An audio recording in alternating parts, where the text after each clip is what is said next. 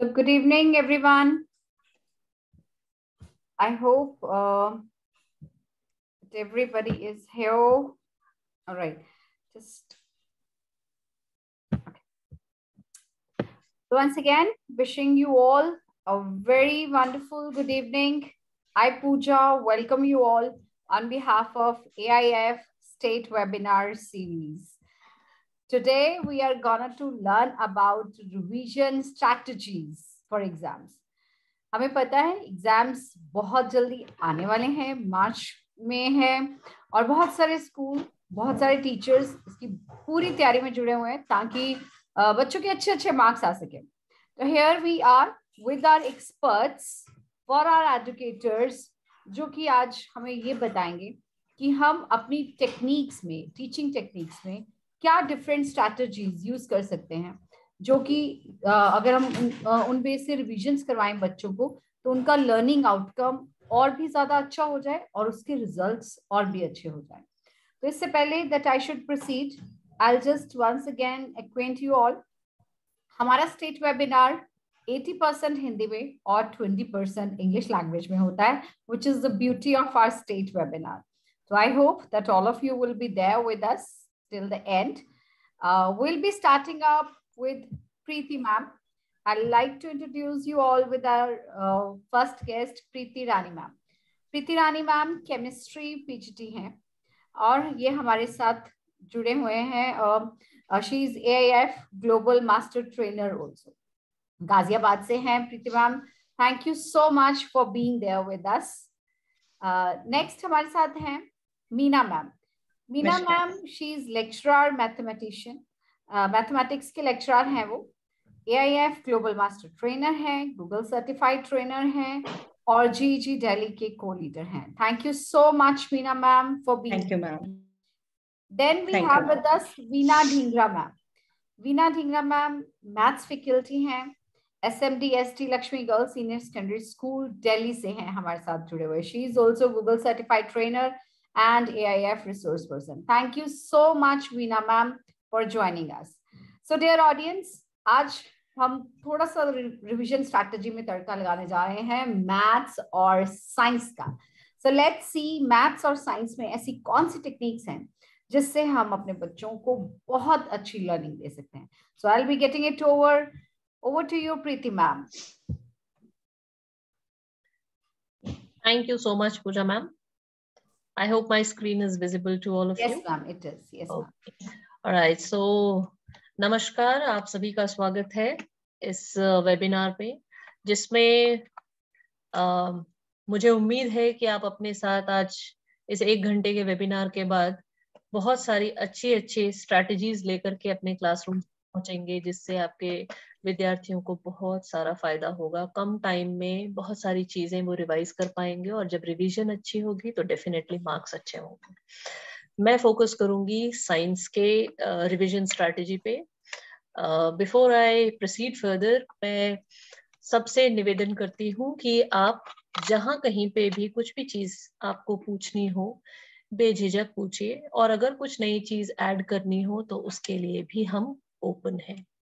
So the first question that comes, ये revision क्यों? क्योंकि बहुत पहले से हम जानते हैं कि अगर आप अभ्यास नहीं करते, अगर आप रिवीजन नहीं करते हैं, तो जो आप जानते हैं वो आपके किसी काम का नहीं रहता। जब समय पे आपका ज्ञान आपके काम ना आए, उस ज्ञान से कुछ नहीं होना। निरंतर अभ्यास न करने से ज्ञान भी विष के समान होता। उस ज्ञान के रहने या ना रहने से फिर कोई फर्क नहीं पड़ता। जब एग्जाम है तब हमें कुछ नहीं आता, और भले उसके बाद या उसके पहले हमें आता हो, मुझे नहीं लगता इससे कोई बहुत फर्क पड़ता है। ठीक है, तो ये तो हमारी पौराणिक बातें हैं जो कभी नहीं खत्म होती। हम आखिर रिवीजन करें क्यों? जब हम पूरा पढ़ लिया है, बहुत सारे बच्चे हमें पूछते हैं, मैम इतना रिवीजन क्यों, बार बार क्यों? क्योंकि उनको शायद ये अंदाजा नहीं कि बार बार जब आप एक ही चीजों को करते हैं तो आप उसमें एक्सपर्ट हो जाते हैं, आपको उसमें समय कम लगता है। और साथ में टीचर्स के लिए क्यों जरूरी है कि हम रिवीजन लें? टीचर के लिए इसलिए जरूरी है क्योंकि वो ये समझ पाते हैं कि हमारे बच्चे जो हमसे सीख रहे हैं वो उन्होंने कितना सीखा। अगर मैंने 100 सिखाया तो उसमें से 40, 50, 60, 80 कहाँ पर है वो स्केल में, ये जानने के लिए रिवीजन जरूरी है। ये भी जरूरी है कि अगर कुछ रह गया है तो कितना रह गया है, मुझे कौन से हिस्से पे फोकस करना है, कौन सी लर्निंग गैप ठीक करनी है, कौन सा ऐसा मटेरियल प्रोवाइड करना है, कौन से पार्ट पर रीइंफोर्समेंट करनी है। तो टीचर के लिए भी रिवीजन लेना उतना ही इम्पोर्टेंट है जितना कि बच्चों के लिए इम्पोर्टेंट है। बच्चों को क्या बताएं, रिवीजन कैसे करना, क्यों करना है, ये तो बता दिया हमने टीचर्स को भी, लेकिन बच्चों को क्यों करना चाहिए रिवीजन या फिर कैसे करना चाहिए। सबसे पहले उनके पास एक रिवीजन का टाइम टेबल होना चाहिए। मुझे लगता है हर टीचर जब रिवीजन के लिए जाता है उससे पहले बच्चों को इन 15 पॉइंटर्स के बारे में जरूर बताना चाहिए। रिवीजन का एक टाइम टेबल बनाइए, छोटे छोटे लर्निंग मैप्स के सहायता से आप अपने रिविजन्स करिए। स्पेस डिसाइडेड होना चाहिए, आप कहाँ बैठ करके पढ़ते हैं, बिकॉज जब आप एक पर्टिकुलर स्पेस पे पढ़ते हैं तो उस जगह की भी आदत हो जाती है आपको, आपकी एफिशिएंसी उस जगह पे भी डिपेंड करती है। मालूम चला आप टीवी जहां देखते हैं वहां बैठ करके पढ़ रहे हैं तो डेफिनेटली आपकी एफिशिएंसी लर्निंग में कम हो जाएगी। इन बातों को जरूर बच्चों के सामने रखिए। ग्रुप स्टडी एक बहुत अच्छा तरीका है पढ़ने का। ग्रुप मतलब मुझे अगर कोई एक चीज मालूम है तो मेरे दोस्तों को वो चीज अलग, उसी चीज की अलग अलग पहलू मालूम होते हैं, तो उन सभी पहलुओं को एक जगह पे इकट्ठा करके पढ़ना सबसे अच्छा एक्सरसाइज है। और बच्चे हम उम्र से ज्यादा अच्छे से सीखते हैं। हम भी समझते हैं कि हम आपस में जितना अच्छा सीखते हैं शायद हम अपने से सीनियर और अपने से जूनियर से नहीं सीख पाते, इसलिए बच्चों को ग्रुप स्टडी के लिए इनकरेज करना चाहिए। सब पढ़ाई तो बच्चे अपने हिसाब से अपने शेड्यूल के हिसाब से करते हैं, लेकिन इसके साथ वो ये भूल जाते हैं एग्जाम आने के टाइम पे कि रेस्ट, खाना, एक्सरसाइज, पानी ये भी उतना ही जरूरी है। क्योंकि जब आप बॉडी से ज्यादा काम लेते हैं तो उसका एग्जॉस्ट भी ज्यादा होता है। और एक दिन एग्जॉस्ट करके काम चला सकते हैं, लेकिन लंबे रिविजन्स में आपको इसका भी ध्यान रखना चाहिए। कोई एक टॉपिक अटक गया, मुझे कम आ रहा है या मेरे बार बार पढ़ने के बाद भी नहीं आ रहा है, तो उसको जरूर बताएं कि इसको छोड़ करके आगे बढ़ो ताकि बाकी टॉपिक्स पे आप कॉन्फिडेंस गेन कर सके। ये छोटी छोटी बातें हैं जो हम कई बार करते हैं, पर मुझे ये बताना इसलिए जरूरी लगता है कि जब हम बार बार सुनते हैं तो हमें याद रहता है कि हमारे हर साल आए हुए बच्चे हमारे पास नए बच्चे होते हैं। ओके, अगर एक इफेक्टिव रिवीजन मैं पूछूं तो इफेक्टिव रिवीजन कैसा दिखता है क्लासरूम में? क्या हम टेक्स्ट को दोबारा पढ़ा देने को इफेक्टिव रिवीजन बोलते हैं? अभ्यास बोल सकते हैं उसको? मैंने एक चैप्टर पूरा पढ़ा दिया, दोबारा मुझे अगर उसको पूरा पढ़ा देना है तो क्या वो इफेक्टिव होगा एक छोटे से टाइम में? मुझे नहीं लगता कि ये सच है। स्टूडेंट जब मोटिवेट होकर के एंजॉय करते हैं रिवीजन को, वो असली रिवीजन है। अपने नॉलेज पे प्रोग्रेस करते हैं, वो रिवीजन है। आप जिन रिसोर्सेस को देते हैं बच्चों के सामने, अगर वो उनके साथ अच्छे से इंटरेक्ट करते हैं और गेन करते हैं, चाहे वो कॉन्फिडेंस हो या फिर उनका लर्निंग गैप ब्रिज हो रहा हो, उसको हम अच्छा रिवीजन मानते हैं। और साथ ही साथ अगर पेरेंट्स को पता है कि बच्चों को कहाँ सपोर्ट करना है और कैसे सपोर्ट करना है, the clarity that you provide by revision is the one that is most important. कई बार हम रिवीजन ऐसा लेते हैं कि बच्चों को भी नहीं पता कि टॉपिक कौन सा इम्पोर्टेंट है, तो पेरेंट्स को क्या ही पता होगा। So definitely the clarity is the most important thing for all that we do in revision. अब मैं आती हूँ कुछ टेक्निक्स पे नाउ। अभी अगर आप सिनेरियो देखें, प्रेजेंट सिनेरियो, तो हम इस चीज से झुटला नहीं सकते कि ये जो टेक्नोलॉजी ऐड हो गया है जिसकी वजह से हम पैन इंडिया एक दूसरे के साथ जुड़े हैं। आज मैं गाजियाबाद में बैठी हूँ, कोई पंजाब में बैठा है, कोई दिल्ली में बैठा है, हम सब एक जगह पर बातें कर पा रहे हैं, तो ये टेक्नोलॉजी है। इस टेक्नोलॉजी का हाथ अब कभी नहीं छूटने वाला हमसे। तो जब हम बच्चों को पढ़ाएंगे भी तो मोस्टली ये ब्लेंडेड होगा। अगर ये ब्लेंडेड 50% नहीं होगा तो मे बी 80-20 तो रहेगा ही। तो अपने रिवीजन को इंटरेस्टिंग बनाने के लिए हम ब्लेंडेड मेथड को यूज करना चाहिए। मैं इन 4-5 पॉइंट्स पर फोकस करूंगी: flash card, story telling, quizzes, graphic organizers, song and case study. Flash card बहुत पुराना तरीका है चीजों को समझाने का भी, रिवीजन लेने का तो है ही, पर बहुत इफेक्टिव है। जितने अच्छे फ्लैश कार्ड्स आप बनाएंगे उतना ज्यादा इफेक्टिव ये होता है। अभी आपके सामने एक स्क्रीन शॉट मैंने यहाँ शेयर किया हुआ है। ये फ्लैश कार्ड आपके बने बनाए फ्लैश कार्ड्स हैं। इसमें फ्लावर के पार्ट्स पर ये फ्लैश कार्ड बना हुआ है। बार बार शेयर और अनशेयर करने की वजह से मैंने यहाँ पे एक स्क्रीनशॉट लिया हुआ है। It's very very interesting. इतना इंटरेस्टिंग है कि आपके पास 20 से 25 कार्ड्स हैं, आप उसको फ्लिप करिए, आंसर्स पूछिए, आगे बढ़िए। बच्चों का रिवीजन भी होता है और साथ में एंटरटेनिंग भी होता है। जो नहीं जानते उनको पिक्चर दिखता है। आई होप हम सभी मल्टीपल इंटेलिजेंस के बारे में जानते हैं। कई बच्चे पढ़ करके सीखते हैं, कई देख करके, कई सुन करके, कई इनके कॉम्बिनेशन से सीखते हैं। तो जब हम फ्लैश कार्ड यूज करते हैं, आप बोलते भी हैं, आप बच्चों को दिखा भी रहे हैं, तो ये जो कॉम्बिनेशन है ये बेटर और डीपर लर्निंग की तरफ इशारा करता है। और कई बार आप और मैं भी ये रियलाइज करते हैं कि जब हम एग्जामिनेशन रूम में बैठते हैं तो सर्टेन वो चीजें क्लिक करती हैं जो हमने सुनी है, कई बार वो चीजें क्लिक करती है जो हमने देखी है, और कई बार वो चीजें भी क्लिक करती है जो हमने स्मेल किया है। That means every senses have a memory. तो हम फ्लैश कार्ड के थ्रू इस कॉम्बिनेशन को डीपर लर्निंग की तरफ ले जाते हैं और एक बेटर रिवीजन, फास्टर रिवीजन भी होता है। Story telling. Excuse me Preeti ma'am, मैं यहाँ पे आपको इंटरव्यू करके कुछ पूछना चाहूंगी आउट ऑफ क्यूरियोसिटी। जो फ्लैश कार्ड्स आपने दिखाए वो आपने किसी साइट से लिए हैं? I mean, is there any app? Yes ma'am, उसका साइट मैंने ऊपर शेयर किया हुआ है, screenshot. study.com? Yes ma'am, study.com academy /flashcards. Okay, I will share it in the chat. हाँ जी, आप शेयर कर दीजिएगा मैं बाद में सारे लिंक चैट में शेयर करूंगी। और इसमें प्रीति मैम सिर्फ साइंस के फ्लैश कार्ड्स हैं या और भी सब्जेक्ट्स के फ्लैश सारे कार्ड्स? सब्जेक्ट्स के हैं। मैंने साइंस का सिलेक्ट किया है। आप टॉपिक डालेंगे, आपके फ्लैश कार्ड्स अकॉर्डिंगली आ जाएंगे। That's great, thank you ma'am. Okay ma'am. Next comes storytelling. Storytelling is an art, teachers. If you don't know, do not indulge in it. First learn it and then go for it. Because आप interesting बनाने के चक्कर में हो सकता है कि boring बना दे बच्चों के लिए। इसलिए 3-4 चीजों का ध्यान रखिए। छोटे स्टोरीज वीव करिए, किसी भी टॉपिक का टॉपिक से रेलेवेंट होना चाहिए।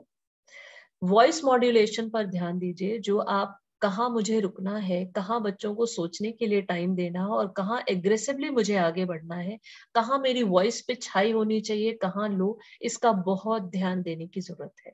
साथ में क्लास में जाने के बाद कभी भी स्टोरी वीव ना करें, because story weaving is a art, it requires time, it's actually I would say ये बहुत इनोवेटिव तो है ही, और बहुत क्रिएटिविटी रिक्वायरमेंट होती है इसमें। बहुत क्रिएटिव होना पड़ेगा आपको। जैसे अगर मैं बताऊं, मैं कार्बन को हमेशा स्टोरी टेलिंग मेथड से पढ़ाती हूँ।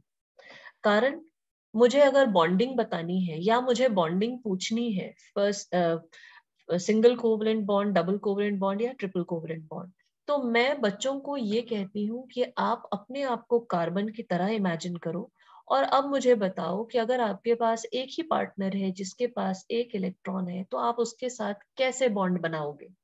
तो ये छोटी छोटी बातों से हम पॉइंटर्स बनाते हैं और उन पॉइंटर्स को फिर एक दूसरे के साथ जोड़ते हैं। So small stories but effective stories. May be उस दिन बच्चों को वो थोड़ा इरेलेवेंट लगे, पर वो भूलेंगे नहीं कभी, इस बात की गारंटी है।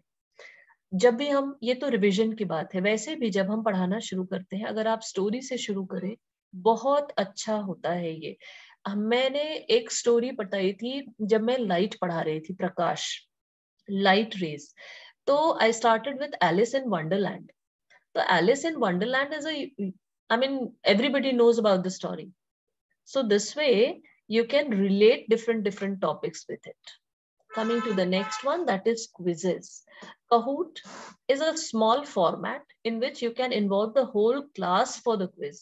वैसे भी हम 1 minute quiz, 1 minute paper या बहुत तरह के verbal quizzes करते हैं.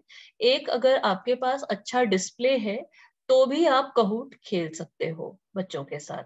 क्विजेस तो है ही. Quizzes is very effective. Reason, जब आप इसमें इसका कोड सिर्फ शेयर करना होता है, बच्चों के साथ जब आप कोड शेयर करते हो, उनका परफॉर्मेंस का एक पूरा एक्सेल आपके सामने आता है.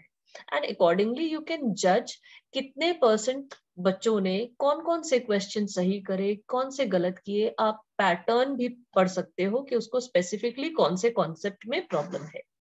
So quizzes and Kahoot both are very effective tools for conducting quiz in the class. This is a table, this is a screenshot of quizzes where I had searched. You can see here at the top in the search bar, I have put periodic table. There are so many quizzes lying down and you can select any of them, and in the present time you can have the quiz with the class. This can be conducted, this quizzes can be conducted online, right? But yes, इसके ही क्विजलेट्स होते हैं, quizzes के ही part हैं क्विजलेट्स. वहां से आप flash cards के through, उसमें फ्लैश कार्ड्स ही हैं, you can go through different questions. So online and offline you can make a mix match of it. Next comes graphic organizers और mind map. Teachers, this is very important. When you close a concept also, I feel like you should end it with a graphic organizer. फायदे क्या है इसके? ये बहुत effective तरीका है summarise करने का चीजों को. ये जो आप कोऑर्डिनेशन कंपाउंड का माइंड मैप देख रहे हैं, this is prepared on XMind. आप अपने माइंड मैप्स आप खुद भी डिजाइन कर सकते हैं. रेडीमेड तो है ही अवेलेबल. आप XMind के ऊपर खुद से डिजाइन करके और टॉपिक को, छोटे टॉपिक्स का लेसन वाइज या टॉपिक वाइज समराइज करिए. उससे होता यह है कि क्लास के एंड में बच्चों को पता होता है कि आज मैंने क्या पढ़ा. आगे मैंने क्या पढ़ना है वो तो ठीक है, आज मैंने क्या पढ़ा. रिवीजन के बाद भी, सपोज मैंने एक क्विज से रिवीजन लिया and I know that 2 topics I have covered today. उन 2 टॉपिक्स को समराइज कर दीजिए माइंड मैप से. It goes very smooth and it is very effective in learning. So that is one. Another is songs. These days it's very happening. आजकल छोटी चीजें हैं पर बहुत इफेक्टिव है. अब फिर से मैं कहूंगी, ये मल्टीपल इंटेलिजेंस को ध्यान में रख के करना है. सारे बच्चों को ये अच्छा नहीं लग सकता. अगर मुझे पर्सनली पूछो तो मुझे बहुत अच्छा लगता है. रीजन, जिनको रिदम पसंद है, जिनको वर्ड्स के बारे में नॉलेज है, उनको ये तरीका समझने का समझ में बहुत जल्दी आएगा.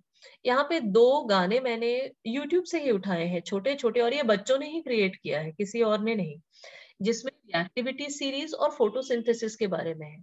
मैं ये भी चैट बॉक्स में शेयर करूंगी ताकि सब लोग इसको सुने कि फोटोसिंथेसिस कैसे हम बच्चों को पढ़ा सकते हैं. जिन बच्चों को लिखा हुआ नहीं समझ में आता, जिनको पढ़ने में प्रॉब्लम आती है या लर्न करना मुश्किल होता है, उनके लिए ये बहुत अच्छा तरीका है. वो एक लाइन याद करते हैं और उनको पूरी सीरीज याद आ जाती है. एक लाइन याद किया और उनको पूरी फोटोसिंथेसिस आती है. So that is the one of the best way. Now this is another very good tool, that is interactive worksheet.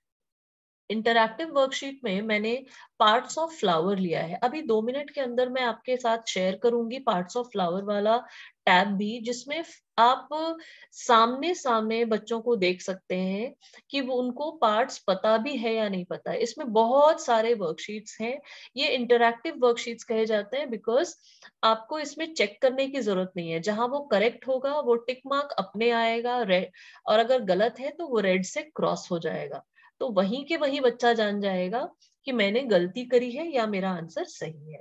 Now you can create puzzles also. जैसे फिजिक्स में साउंड है, इसमें मुझे कोई पजल क्रिएट करना है, then I can go for the link that I had shared here. I will be sharing that also in the screen. अब collaborative, मैं कई बार कहती हूँ कि collaboration is the best way of learning. peer study, peer understanding, peer teaching is one of the best one. इसके लिए comic strips बनाएं. आपस में बैठ करके एक टॉपिक के ऊपर क्रिएटिविटी भी बढ़ती है और साथ में हमारे जो टॉपिक्स हैं वो भी अच्छे से कवर होते हैं। GIF मेकर बच्चों को बहुत मजा आता है, खास तौर पे 6 to 8 वाले जो बच्चे हैं उनको ये GIF बनाने में बहुत मजा आता है। Infographics, model making, story board is another one जहां आप स्टोरी क्रिएट कर सकते हो according to the topics. I will be sharing all of them. मैं अब आपके साथ शेयर कर रही हूँ एक screen just for 2 more minutes, जहां पे आप देख पाओगे कि जो लिंक्स मैंने बात की हैं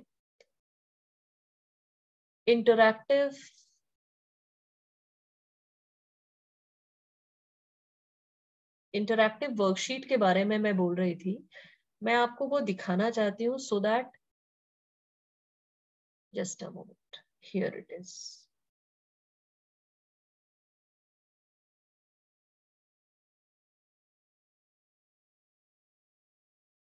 If you can see my screen, can you see? This is the part. Yes, ma'am. Yes. Yes, this is the, it's visible, ma'am. This is the worksheet which is dealing with the parts of flower. So the child has to select from here and put it there. And once it is finished, it will itself tell you how many rights and how many wrongs are there. Online puzzles are also there. You can create different types of puzzles for children and accordingly they can go for it. Next is the quizzes that I told you. You can go for any of the quiz and just you have to share the code for it and everyone can have an access to it. Next is the flashcards. They are beautiful ones. I mean, you can just flip on the cards and you can get the right answer. So here is the statement and you just have to move to the next one if you want to see the answer. Got it, missed it. So everything you need to be vigilant. See here, you can see the name, the part of the flower is here. You need to tell the name. So you just have to have a screen and then rest will be taken forward by the students itself. You can see different parts are there with the answers, filament, everything is there. So this is what I wanted to share with you. And I would like to stop myself here. And over to you, Pooja ma'am. Thank you so much. Thank you so much, Preeti ma'am. That is why we say that technology is such a beauty that, you know, if an educator try to use it in a very innovative manner, of course, yes, learning can happen. और आजकल के बच्चे सबसे ज्यादा पसंद ही ये करते हैं, उनको डिवाइसेस से जुड़ना ज्यादा अच्छा लगता है। और सर्टनली ये चीजों का फायदा ये है कि वो घर पे बैठे भी इन चीजों को यूज कर सकते हैं end of course great learning can happen. Thank you so much, Preeti ma'am. All the audience, like everybody, they'll be waiting for the links, whatever you have shared.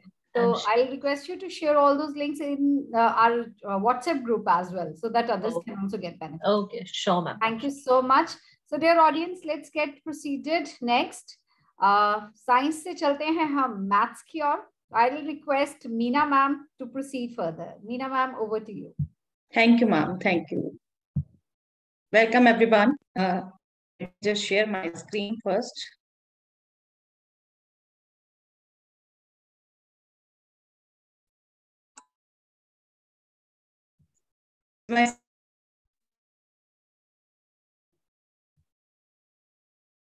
I guess she had some... Am I audible? Yeah. Yes, ma'am, you're audible. Yes. Mathematics, we are to discuss in 2 categories. I'm taking mathematics for 11th and 12th classes especially, and Veena ma'am will take for 9th and 10th classes. First of all, I just want to give a brief of the syllabus, though we all already know, but this is very important for all those students who are just going to begin now. 12th के syllabus में हमारे पास calculus है, integration, application of integration, differential equation 18 marks का portion, vectors and 3 dimensional geometry 14 marks का portion, probability 8 marks का portion. 40 marks का total paper वो देने वाले हैं और जिसमें से 10 मार्क्स इंटरनल असेसमेंट के रहेंगे। और इंटरनल असेसमेंट का जो पोर्शन है वो आई थिंक टीचर्स को भी कई बार बहुत कंफ्यूजन रहता है, तो I will be liking to make any doubt clear here. Yes, deleted portion में बहुत कंफ्यूजन रहता है कई बार। इंटीग्रल्स में से स्पेशली डिलीटेड पोर्शन है इस टाइप के integral, square root of ax square plus bx plus c, square root of ax square plus bx plus c के साथ px प्लस q का multiplication and limit definite integral as a limit of sum. Totally deleted portion है ये। Area between two curves, दो कई बार teachers को confusion है कि कर्व और लाइन के बीच में भी, कर्व और लाइन के बीच का एरिया बिल्कुल काउंटेड है, वो आ सकता है। सैंपल पेपर भी अगर सबने देखा है तो that is included in that. Differential equation में से मेनली हमारा डिलीटेड पोर्शन है formation of differential equation and linear differential equation of this type, dx by dy plus px is equal to q। Vectors में से सिर्फ scalar triple product deleted है। 3 dimensional में से डिलीटेड है angle between two lines, two planes, a line and a plane. probability, mean and variance related है totally and Bernoulli's trial. If anyone has any doubt in this, अगर किसी भी participant को इन deleted portion में कोई doubt है, क्योंकि हम अपने व्हाट्सएप ग्रुप्स में देखते हैं कई बार बहुत क्वेरीज आती हैं, अगर इनमें किसी में भी डाउट है तो हम उसको डिस्कस कर सकते हैं if anyone has any doubt. Otherwise ये मैंने ब्रीफ में ही लिया है क्योंकि हम एक बार स्टूडेंट्स को भी बताना चाहेंगे दोबारा, स्पेशली जो बिगनर्स हैं। हम सब जानते हैं इस लॉकडाउन के माहौल में बच्चे कई हर स्टेज पर बैठे हैं, कई बच्चा बहुत आगे है तो कई बच्चे बहुत पीछे हैं। तो हमारी फर्स्ट ऑफ ऑल रिवीजन के लिए यही ड्यूटी बनती है कि जो भी बच्चे जिस लेवल पे हैं उनको हम उस ढंग से स्टार्ट करें, उनको सिलेबस भी बहुत क्लियर कट बताएं, स्पेशली डिलीटेड टॉपिक, क्योंकि जो बच्चा रेगुलर हमारे टच में नहीं रहा वो डिलीटेड टॉपिक भी बिल्कुल नहीं जानता। यस, चलिए मेन अब मैं बात करती हूँ ब्लूप्रिंट की। ब्लूप्रिंट हम सबको पता है, एज सच सीबीएसई ने कोई डिक्लेयर नहीं किया, बट सैंपल पेपर से हम खुद थोड़ा सा एक ब्लूप्रिंट जो बना सकते हैं। I am discussing only that. 120 minutes में हमने 14 क्वेश्चन करने हैं। सैंपल पेपर जो सीबीएसई ने डिक्लेयर किया उसमें सेक्शन ए में 6 क्वेश्चन, सेक्शन बी में 4 क्वेश्चन, सेक्शन सी में 4 question. Marks for each question in section A is 2. Marks for each question in section B is 3. Marks of each question in section C is 4. So totally 40 marks paper is there. This all is very important to tell a student who is going to start revision right now. And he also want to start with the topics. तो उसको at least पता होना चाहिए किस topic से क्या exactly आने वाला है, तो मैं उसी हिसाब से प्लान करूं। चलिए रिवीजन स्ट्रेटेजी भी मैं बात करूंगी सभी लेवल के बच्चों के लिए। इसमें अगर हमने पेपर में ऑब्जर्व किया तो एक क्वेश्चन में इंटरनल चॉइस थी सेक्शन ए में, 2 क्वेश्चन में इंटरनल चॉइस थी सेक्शन बी में, और सेक्शन सी में 1। तो अल्टीमेटली 12 मार्क्स की चॉइसेस हैं। जो सीबीएसई का एक अब स्टैंडर्ड रूल है, वो स्टैंडर्ड रूल यही है 1/3 हमने ऑप्शनल देना है। सीबीएसई के हर पेपर में 1/3 ऑप्शनल होता है। इससे हम कंक्लूड कर सकते हैं जो हमने चैप्टर यहाँ देखे, इंटीग्रेशन का 1 क्वेश्चन था, डिफरेंशियल इक्वेशन का 1 क्वेश्चन, वेक्टर्स का 1 क्वेश्चन, 3D ज्योमेट्री का 1 क्वेश्चन और प्रोबेबिलिटी के 2 क्वेश्चन। ये क्वेश्चन 2 मार्क्स के। इंटीग्रेशन का 1 क्वेश्चन, डिफरेंशियल इक्वेशन का 1 क्वेश्चन, वेक्टर का 1 क्वेश्चन, 3D ज्योमेट्री का 1 क्वेश्चन। ये पोर्शन हमारे बी सेक्शन से। देन इंटीग्रेशन का 1 क्वेश्चन, एप्लीकेशन ऑफ इंटीग्रेशन का 1, 3D ज्योमेट्री का 1, प्रोबेबिलिटी का 1। केस स्टडी हमारी प्रोबेबिलिटी के बेस पर। कई बार टीचर्स भी कंफ्यूज रहते हैं कि हाँ केस स्टडी प्रोबेबिलिटी से आनी है, पर सभी टीचर्स को मैं सजेस्ट करूंगी बिल्कुल ये माइंड से खुद भी निकाल लीजिए और हमें बच्चों को भी क्लियर कट बताना है कि केस स्टडी कोई मस्ट नहीं है कि प्रोबेबिलिटी से आएगी। आपके किसी भी टॉपिक से केस स्टडी हो सकती है, आपने हर टॉपिक को उतना थॉरली करना है कि केस स्टडी कहीं से भी आए आप कर सकते हैं। इससे अगर मैं एक ब्लूप्रिंट कंक्लूड करूं तो this will be like this. Integration से एक तरीके से हर कैटेगरी में एक क्वेश्चन आया हुआ है, 9 मार्क्स। ये अब जो है, ये हमें अपनी रिवीजन स्ट्रेटेजी में बच्चों को जरूर बताना है, जरूर गाइड करना है, स्पेशली उन बच्चों को जो अब शुरू करेंगे, जो शुरुआत करेंगे, जिनको ये देखना है कि कहाँ से क्वेश्चन ज्यादा आना है, कौन से में कंसेप्ट कम रहने हैं कि हम उससे स्टार्ट करें। एप्लीकेशन ऑफ इंटीग्रेशन में 4 मार्क्स का 1 क्वेश्चन है सिर्फ। डिफरेंशियल इक्वेशन में 2 मार्क्स और 3 मार्क्स में 1 क्वेश्चन है, that means ultimately 5 marks. Total this is of 18 marks, जो सिलेबस में भी ऑलरेडी डिक्लेयर था, बट टॉपिक वाइज वहां डिक्लेयर नहीं होता, ब्लूप्रिंट कोई ऐसा डिक्लेयर नहीं हुआ, तो हम इसको यूज कर सकते हैं अपने डायग्नोस को। वेक्टर अलजेब्रा में 2 मार्क्स में भी 1 क्वेश्चन है, 3 मार्क्स में भी, अल्टीमेटली 5 मार्क्स का क्वेश्चन। और 3 डायमेंशनल ज्योमेट्री में तीनों कैटेगरी में 1 मार्क्स का है, जो मैं बच्चों को भी बार बार कहती हूँ, बेटा वेक्टर और 3D बेशक कंबाइंड होता हो, but most of the portion is from 3 dimensional geometry. Vector is basically base of 3 dimensional, मैं बार बार उनको फोर्स करती हूँ, तो ऑलमोस्ट डबल मार्क्स का 3 डायमेंशनल से पोर्शन होता है, बट बेस हमारा वेक्टर ही है। 14 मार्क्स का टोटल पोर्शन। प्रोबेबिलिटी से 2 क्वेश्चन 4 मार्क्स का, दैट मीन्स अल्टीमेटली 8। तो ये हमें बच्चों को जरूर बताना है, स्पेशली बिगनर्स को। और अगर जिन्होंने स्टार्ट किया है तो मैं सजेस्ट करूंगी उन्हें, हम सजेस्ट करें कि प्रोबेबिलिटी सबसे पहले करिए, सिर्फ 5 कंसेप्ट्स आपने करने हैं, 8 मार्क्स आपके श्योर हो जाते हैं। और उनको हमने ये बार बार कहना है कि आप अब जो भी टॉपिक करिए उसमें से छोड़िए मत, अपनी एनसीईआरटी करिए बिल्कुल, और हम उनको खुद ही प्रोवाइड करवाएं एटलीस्ट 5 मार्क्स के क्वेश्चंस एज ए वर्कशीट, जो मैं शेयर करने वाली हूँ सभी से। आप उन्हीं को यूज कर सकते हैं, पीडीएफ में शेयर करने लगी हूँ, वो आप यूज कर सकते हैं अपनी क्लासेस में। मिनिमम वो तो ऐसे बच्चे करें जिन्हें अभी सिर्फ 1.5 महीना मिलने वाला है, जिन्होंने पहले नहीं ज्यादा कुछ किया, वो इंटीग्रेशन कर सकते हैं। चलिए वो मैं स्ट्रेटेजी पे आऊंगी। If anyone has any doubt till now, any participant, if anyone wants to ask anything. Okay, चलिए 11th में मैं ज्यादा जोर नहीं दूंगी, सिर्फ क्विकली बात करती हूँ। सेट्स 8 मार्क्स का, ट्रिग्नोमेट्री जिसमें है, linear inequality, permutation, combination 11 marks, ये सभी हम जानते हैं। इसको मैं एक बार स्किप करने लगी हूँ क्योंकि मैं अगेन ब्लूप्रिंट पे आना चाहती हूँ, जो department of education, yes, deleted portion also. Deleted में भी आई थिंक 11th में कम कंफ्यूजन है, क्योंकि वहां क्लियर कट चैप्टर्स ही डिलीटेड है जो है। जनरल सॉल्यूशन डिलीटेड है ट्रिग्नोमेट्री इक्वेशंस में। लीनियर इनइक्वालिटीज में कोई ऐसा डिलीटेड पोर्शन नहीं है। परम्यूटेशन कॉम्बिनेशन में डेरिवेशन फॉर्मूलाज डिलीटेड है सिर्फ। कॉनिक सेक्शन में डीजेनरेट केस डिलीटेड है।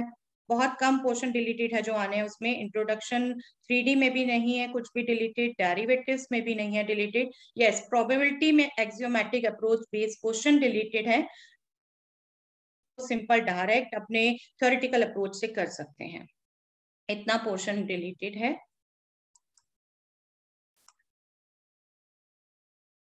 डिपार्टमेंट ऑफ एजुकेशन का जो पेपर है दिल्ली का, उसके बेस पे अगर मैं डिस्कस करूं ब्लूप्रिंट 11th क्लास का, तो उस 11th क्लास के ब्लूप्रिंट में नो डाउट वहां एक थोड़ी सी मिस्टेक भी है, रिलेशन फंक्शन का क्वेश्चन ऐड हो गया, बट वहां करेक्शन डेफिनेटली फाइनल में जरूर आएगी। ट्रिग्नोमेट्री का पोर्शन 2 मार्क्स में 1 क्वेश्चन, 3 मार्क्स में 2 क्वेश्चन एक तरीके से आए। रिलेशन फंक्शन की जगह ट्रिग्नोमेट्री का क्वेश्चन आएगा, 8 मार्क्स का ट्रिग्नोमेट्री से। 2 मार्क्स का 1 क्वेश्चन है, बट ये भी हमने यहाँ बिल्कुल बच्चों को बताना है कि ये हार्ड एंड फास्ट भी नहीं है, कभी ये इंटरचेंज भी हो सकता है। नो डाउट कि हम अल्टीमेटली ये गेस कर सकते हैं कि इस चैप्टर से कितने मार्क्स का क्वेश्चन आ रहा है, बट ये नहीं है कि 2 मार्क्स में अगर सैंपल पेपर में है तो 3 मार्क्स में से उसमें से नहीं आ सकता। वो भी हमने बच्चों को जरूर गाइड करना है। ये गैस चाहिए बिगनर्स के लिए, ये गैस चाहिए कि किस चैप्टर से एग्जैक्टली कितने मार्क्स का क्वेश्चन आना है, ताकि वो moreover I guess school to school call भी वेरी करती है sometimes. Yes ma'am, 11th class का तो इंटरनल में प्लस वन मैं इसलिए मेन डिपार्टमेंट ऑफ एजुकेशन कर रही हूँ, कॉमन जो है, क्योंकि हम अपने स्कूल में गवर्नमेंट स्कूल का लेते हैं और आई सपोज, चलिए 11th में इसलिए मैं ज्यादा जोर नहीं देना चाहती क्योंकि वहां पर no doubt school to school differ करता है। परम्यूटेशन कॉम्बिनेशन से 5 मार्क्स का, कॉनिक सेक्शन से 6 मार्क्स का पोर्शन, 3D से 3 मार्क्स का, डेरिवेटिव से 6 मार्क्स का पोर्शन, प्रोबेबिलिटी से 6। तो एटलीस्ट ये हमें बच्चों को है, स्पेशली गवर्नमेंट स्कूल्स के मैं सजेस्ट करूंगी। नो डाउट पब्लिक स्कूल्स का तो अपना इंटरनल मामला होता है। जैसे यस, इंटरनल असेसमेंट में कुछ टीचर्स को भी अभी तक डाउट रहता है। पीरियोडिक टेस्ट बिल्कुल अभी भी है, वही रूल है, क्योंकि स्पेसिफिक कुछ नहीं सीबीएसई ने अपने सिलेबस में डिक्लेयर किया, तो जो पहले रूल था वही रूल है। हमने 10 मार्क्स का नहीं, वो तो हमारे ऊपर डिपेंड है, हम जितने मर्जी मार्क्स का प्रिपेयर कर सकते हैं। हमने 5 मार्क्स का अल्टीमेटली कन्वर्ट करना है। 3 टेस्ट लेने हैं, उनको हम अल्टीमेटली तीनों को 5 में कन्वर्ट करेंगे और एवरेज ऑफ बेस्ट टू हमें जितनी क्लैरिटी होगी हम उतने अच्छे से बच्चों को क्लियर कर पाएंगे। और I think most of the schools ने ले भी लिए होंगे, ये सभी गवर्नमेंट ने भी ले लिए होंगे। मेरा भी सिर्फ 3rd रहता है, 2 मैं ले चुकी हूँ।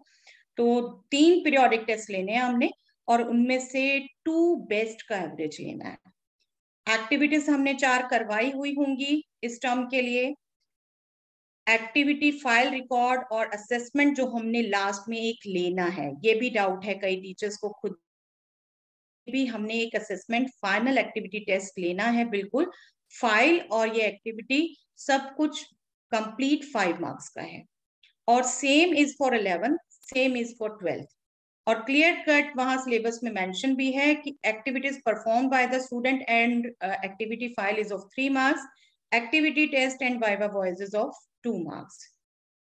आई होप इसमें भी किसी को कोई डाउट नहीं है, क्योंकि हमें जितनी अच्छी क्लैरिटी होगी तो हम बच्चों को उतने अच्छे से बता पाएंगे और कर पाएंगे। ये हमने लेना है फाइनल एक्टिविटी, बच्चों को हम कहें कि आप जितने अच्छे से बेटर से प्रिपेयर कर पाएंगे। I guess everybody is clear, Meena ma'am. otherwise मैं यहाँ पे सबको कहना चाहूंगी, हमारी ऑडियंस को, that our chat box is open. You can surely connect with us through chat box. I know we have muted everyone, but for sure you can connect with us through chat box. We'll be proceeding with your queries to our resource persons. Thank you. Yes, Meena. Thank you, ma'am. Yes. हम बच्चों को थोड़ा सा अपनी revision strategies में time management, that is very important, क्योंकि कई बार बच्चे कुछ क्वेश्चंस में जो उनको इन्वॉल्व किए रहते हैं, जबकि क्वेश्चन सॉल्व नहीं हो रहा, उससे बाहर नहीं निकलते। हम थोड़ा सा उन्हें टाइम मैनेजमेंट भी सिखा के भेजें। अगर पेपर हम ऑब्जर्व करें तो 14 क्वेश्चंस, दैट मीन्स 40 मार्क्स का पेपर बच्चे 2 आवर्स में अटेम्प्ट करने वाले हैं। No doubt not only 2 hours, 15 से 20 मिनट सीबीएसई ने रीडिंग टाइम के लिए भी देना है, बिल्कुल जैसा हम हर बारी ऑब्जर्व कर रहे हैं। तो 2 आवर्स 15-20 मिनट्स, और हम उन्हें सजेस्ट करें कि 15 से 20 मिनट वो अच्छे से, बच्चे क्या होते हैं बस इधर उधर ऑब्जर्व ही करते रहते हैं, उसको नहीं रीड आउट करते। वो बहुत इंपॉर्टेंट टाइम है, उस टाइम में वो बहुत अच्छे से ऑब्जर्व करें पेपर और उसको मैनेज करें कि मुझे कौन सा पोर्शन पहले करना है। स्पेशली हम सजेस्ट करते हैं उन्हें कि जो भी सेक्शन आपको बहुत ज्यादा अच्छे से आता है आप उसको करो पहले। ये मत सोचो कि आपने ए से ही स्टार्ट करना है या सी से ही स्टार्ट करना है। जो सेक्शन आपको बहुत कॉन्फिडेंटली आता है उसको करिए स्टार्ट। अब हमें पता है पेपर 3 सेक्शन में है, हम उनको थोड़ा सा गाइड कर दें कि वो कितने टाइम में हर सेक्शन को, अपना वो ट्रैक ऑफ टाइम रखें, जो हम थोड़ा सा कैलकुलेशन कर सकते हैं। 24 to 30 मिनट वो सेक्शन ए में, 24 to 30 मिनट सेक्शन बी में, 32 to 40 मिनट सेक्शन सी में। ये हमारी गाइडेंस, एक बार और कुछ नहीं होता, बच्चों को एक टीचर पे फेद होता है, चाहे वो पूरे साल हमारे साथ पढ़ रहे हैं या नहीं पढ़ रहे। जब हम थोड़ी सी ये स्ट्रेटेजीज उन्हें बताते हैं तो उनके माइंड में रह जाती है, यस बिल्कुल मुझे टाइम ट्रैक रखना है, टाइम ट्रैक नहीं रखूंगा तो मैं लूज कर जाऊंगा। ऑलमोस्ट ये पेपर वो कंप्लीट कर लेगा 80 to 100 मिनट्स में, दैट मीन्स उसके पास 10 to 20 मिनट्स पक्का है। रीजन भी कई बच्चों को लगता है इंपॉर्टेंट नहीं है, हम उन्हें क्लास टेस्ट से, जो पीरियोडिक टेस्ट ले रहे हैं उन्हीं से ही हिंट दे के बीच बीच में क्लिक करके बताएं, बिल्कुल बेटा देखो ये आपकी जल्दी की मिस्टेक हो गई, एक बार आप रिवाइज कर लेते तो बहुत अच्छा हो जाता। इंडिविजुअल टच दे दें बच्चों को हम पीरियोडिक टेस्ट में, तो उनको याद रहता है हाँ मेरी ऐसे ऐसे मिस्टेक हुई है, नहीं अभी मैंने टाइम मैनेज करके चलना है बिल्कुल, और मैंने अपना रिवीजन का टाइम भी बिल्कुल रखना है, that is very important. This is just to handle the time pressure in the period of time। और मुझे लगता है ये सभी टीचर्स करना चाहिए, क्योंकि कहते ना कहते टीचर्स की बात का कुछ इफेक्ट बच्चों पर जरूर है। जबकि हम लॉकडाउन में जानते हैं 20% बच्चे ही रेगुलर है, चाहे पब्लिक चाहे वो गवर्नमेंट स्कूलों में, लेकिन स्टिल बच्चा एक बार सुनता है, समझता है इस बात को। यस, अब आती स्ट्रैटेजीज जो हम एज ए टीचर रिवीजन के लिए बच्चों के साथ हमें करनी चाहिए। हमें एक बार रिवीजन के स्टार्ट में बिल्कुल सिलेबस को थॉरली डिस्कस करना चाहिए। That's why I have discussed, क्योंकि पूरी पूरी बुक नहीं आने वाली, डिलीटेड पोर्शन है, उनको स्पेशली हमें क्लियर कट बताना चाहिए कि कौन सा पोर्शन बिल्कुल डिलीटेड है, उसमें आप टाइम वेस्ट मत करिए। सेकंड, हमें जो लेटेस्ट पेपर है, ब्लूप्रिंट भी मैंने इसलिए डिस्कस किया, वो बिल्कुल ऐसे बच्चों को क्लियर कट बताना चाहिए, क्योंकि उन्हें भी क्लियर होना चाहिए मुझे रिवीजन के लिए किस टॉपिक में कितना प्रेशर देना है, कितना टाइम में। आफ्टर दैट उनसे हम सैंपल पेपर भी बिल्कुल शेयर करें, सब उनको हम एनकरेज करें, क्योंकि ये मैं चीज बहुत इंपॉर्टेंट समझती हूँ। मैं 11th के शुरू से बच्चों को कहने लग जाती हूँ कि आप अपने नोट्स खुद बनाइए, अपने नोट्स या फिर माइंड मैप्स, बिल्कुल बुलेट पॉइंट्स जैसे भी आप लाइक करते हैं, आप उस ढंग से बनाइए, क्योंकि अपने हाथ के बने हुए नोट्स के टक्कर में कुछ भी नहीं होता, आप कहीं से भी कुछ भी ले लो। बट स्टिल आई थिंक ये हमें कोशिश रखनी चाहिए, अगर कुछ तो हम उन्हें माइंड मैप्स बनाकर भी दें, ताकि वो लास्ट रिवीजन थोड़ा कर सकें। एनकरेज करना चाहिए उनको, स्पेशली वो एरियाज देखने के लिए वो सर्च आउट करें पूरा कि क्या वीक एरियाज हैं, क्या स्ट्रेंथ एरियाज हैं। मैं अपनी क्लास में क्या प्लान करती हूँ इन दिनों में, क्योंकि हमारे पास अभी एटलीस्ट क्लासरूम रिवीजन के लिए 1.5 मंथ फुल है, तो मैंने बहुत जो अच्छे अच्छे बच्चे टॉपिक क्लियर करते हैं, मैंने उनको थोड़ा सा कॉन्फिडेंस में ले लिया है कि आप अब थोड़ा सा पीयर टीचिंग करेंगे, पीयर टीचिंग करेंगे, जो आपको वीक टॉपिक लगते हैं आएगा, और जो बच्चे बिल्कुल नहीं सुन रहे, बिल्कुल कनेक्शन नहीं रख रहे स्कूल से, उन्हें थोड़ा सा अपने दोस्तों से समझने से अच्छा लगेगा। आई थिंक उनका भी कॉन्फिडेंस बढ़ेगा, और उन बच्चों को भी अच्छा लगेगा कि हाँ मेरे दोस्त पढ़ा रहे हैं, जब वो इतना बता सकता है तो मैं थोड़ा सा तो समझ ही सकता हूँ, मैं आगे कुछ तो कर ही सकता हूँ। जो बिल्कुल ढीले बैठे हैं अभी तक बच्चे, वो भी एनकरेज होंगे अपने दोस्तों to they make their own personalised.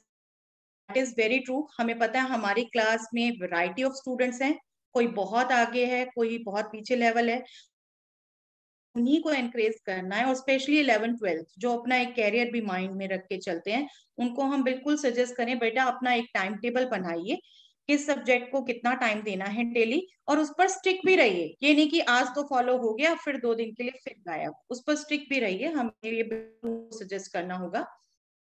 Distraction and ना हो, इसके लिए भी हमें उनको बिल्कुल सजेस्ट करना है कि वो जैसा अभी प्रीति मैम जो भी रूम अपना देखें, वो फिक्स ऐसा हो कि वहां पर डिस्ट्रैक्शन प्लेसेस ना हो। सबसे बड़ी डिस्कशन जो बच्चों के, वो भी हम उन्हें गाइड करें कि बेटा अपने आप को बिल्कुल स्ट्रिक्ट ले लो, जब आप पढ़ रहे हो एटलीस्ट मोबाइल में बिल्कुल बंद करके साइड पे रख दूं, क्योंकि मोबाइल तो आजकल हर बच्चे के हाथ में है।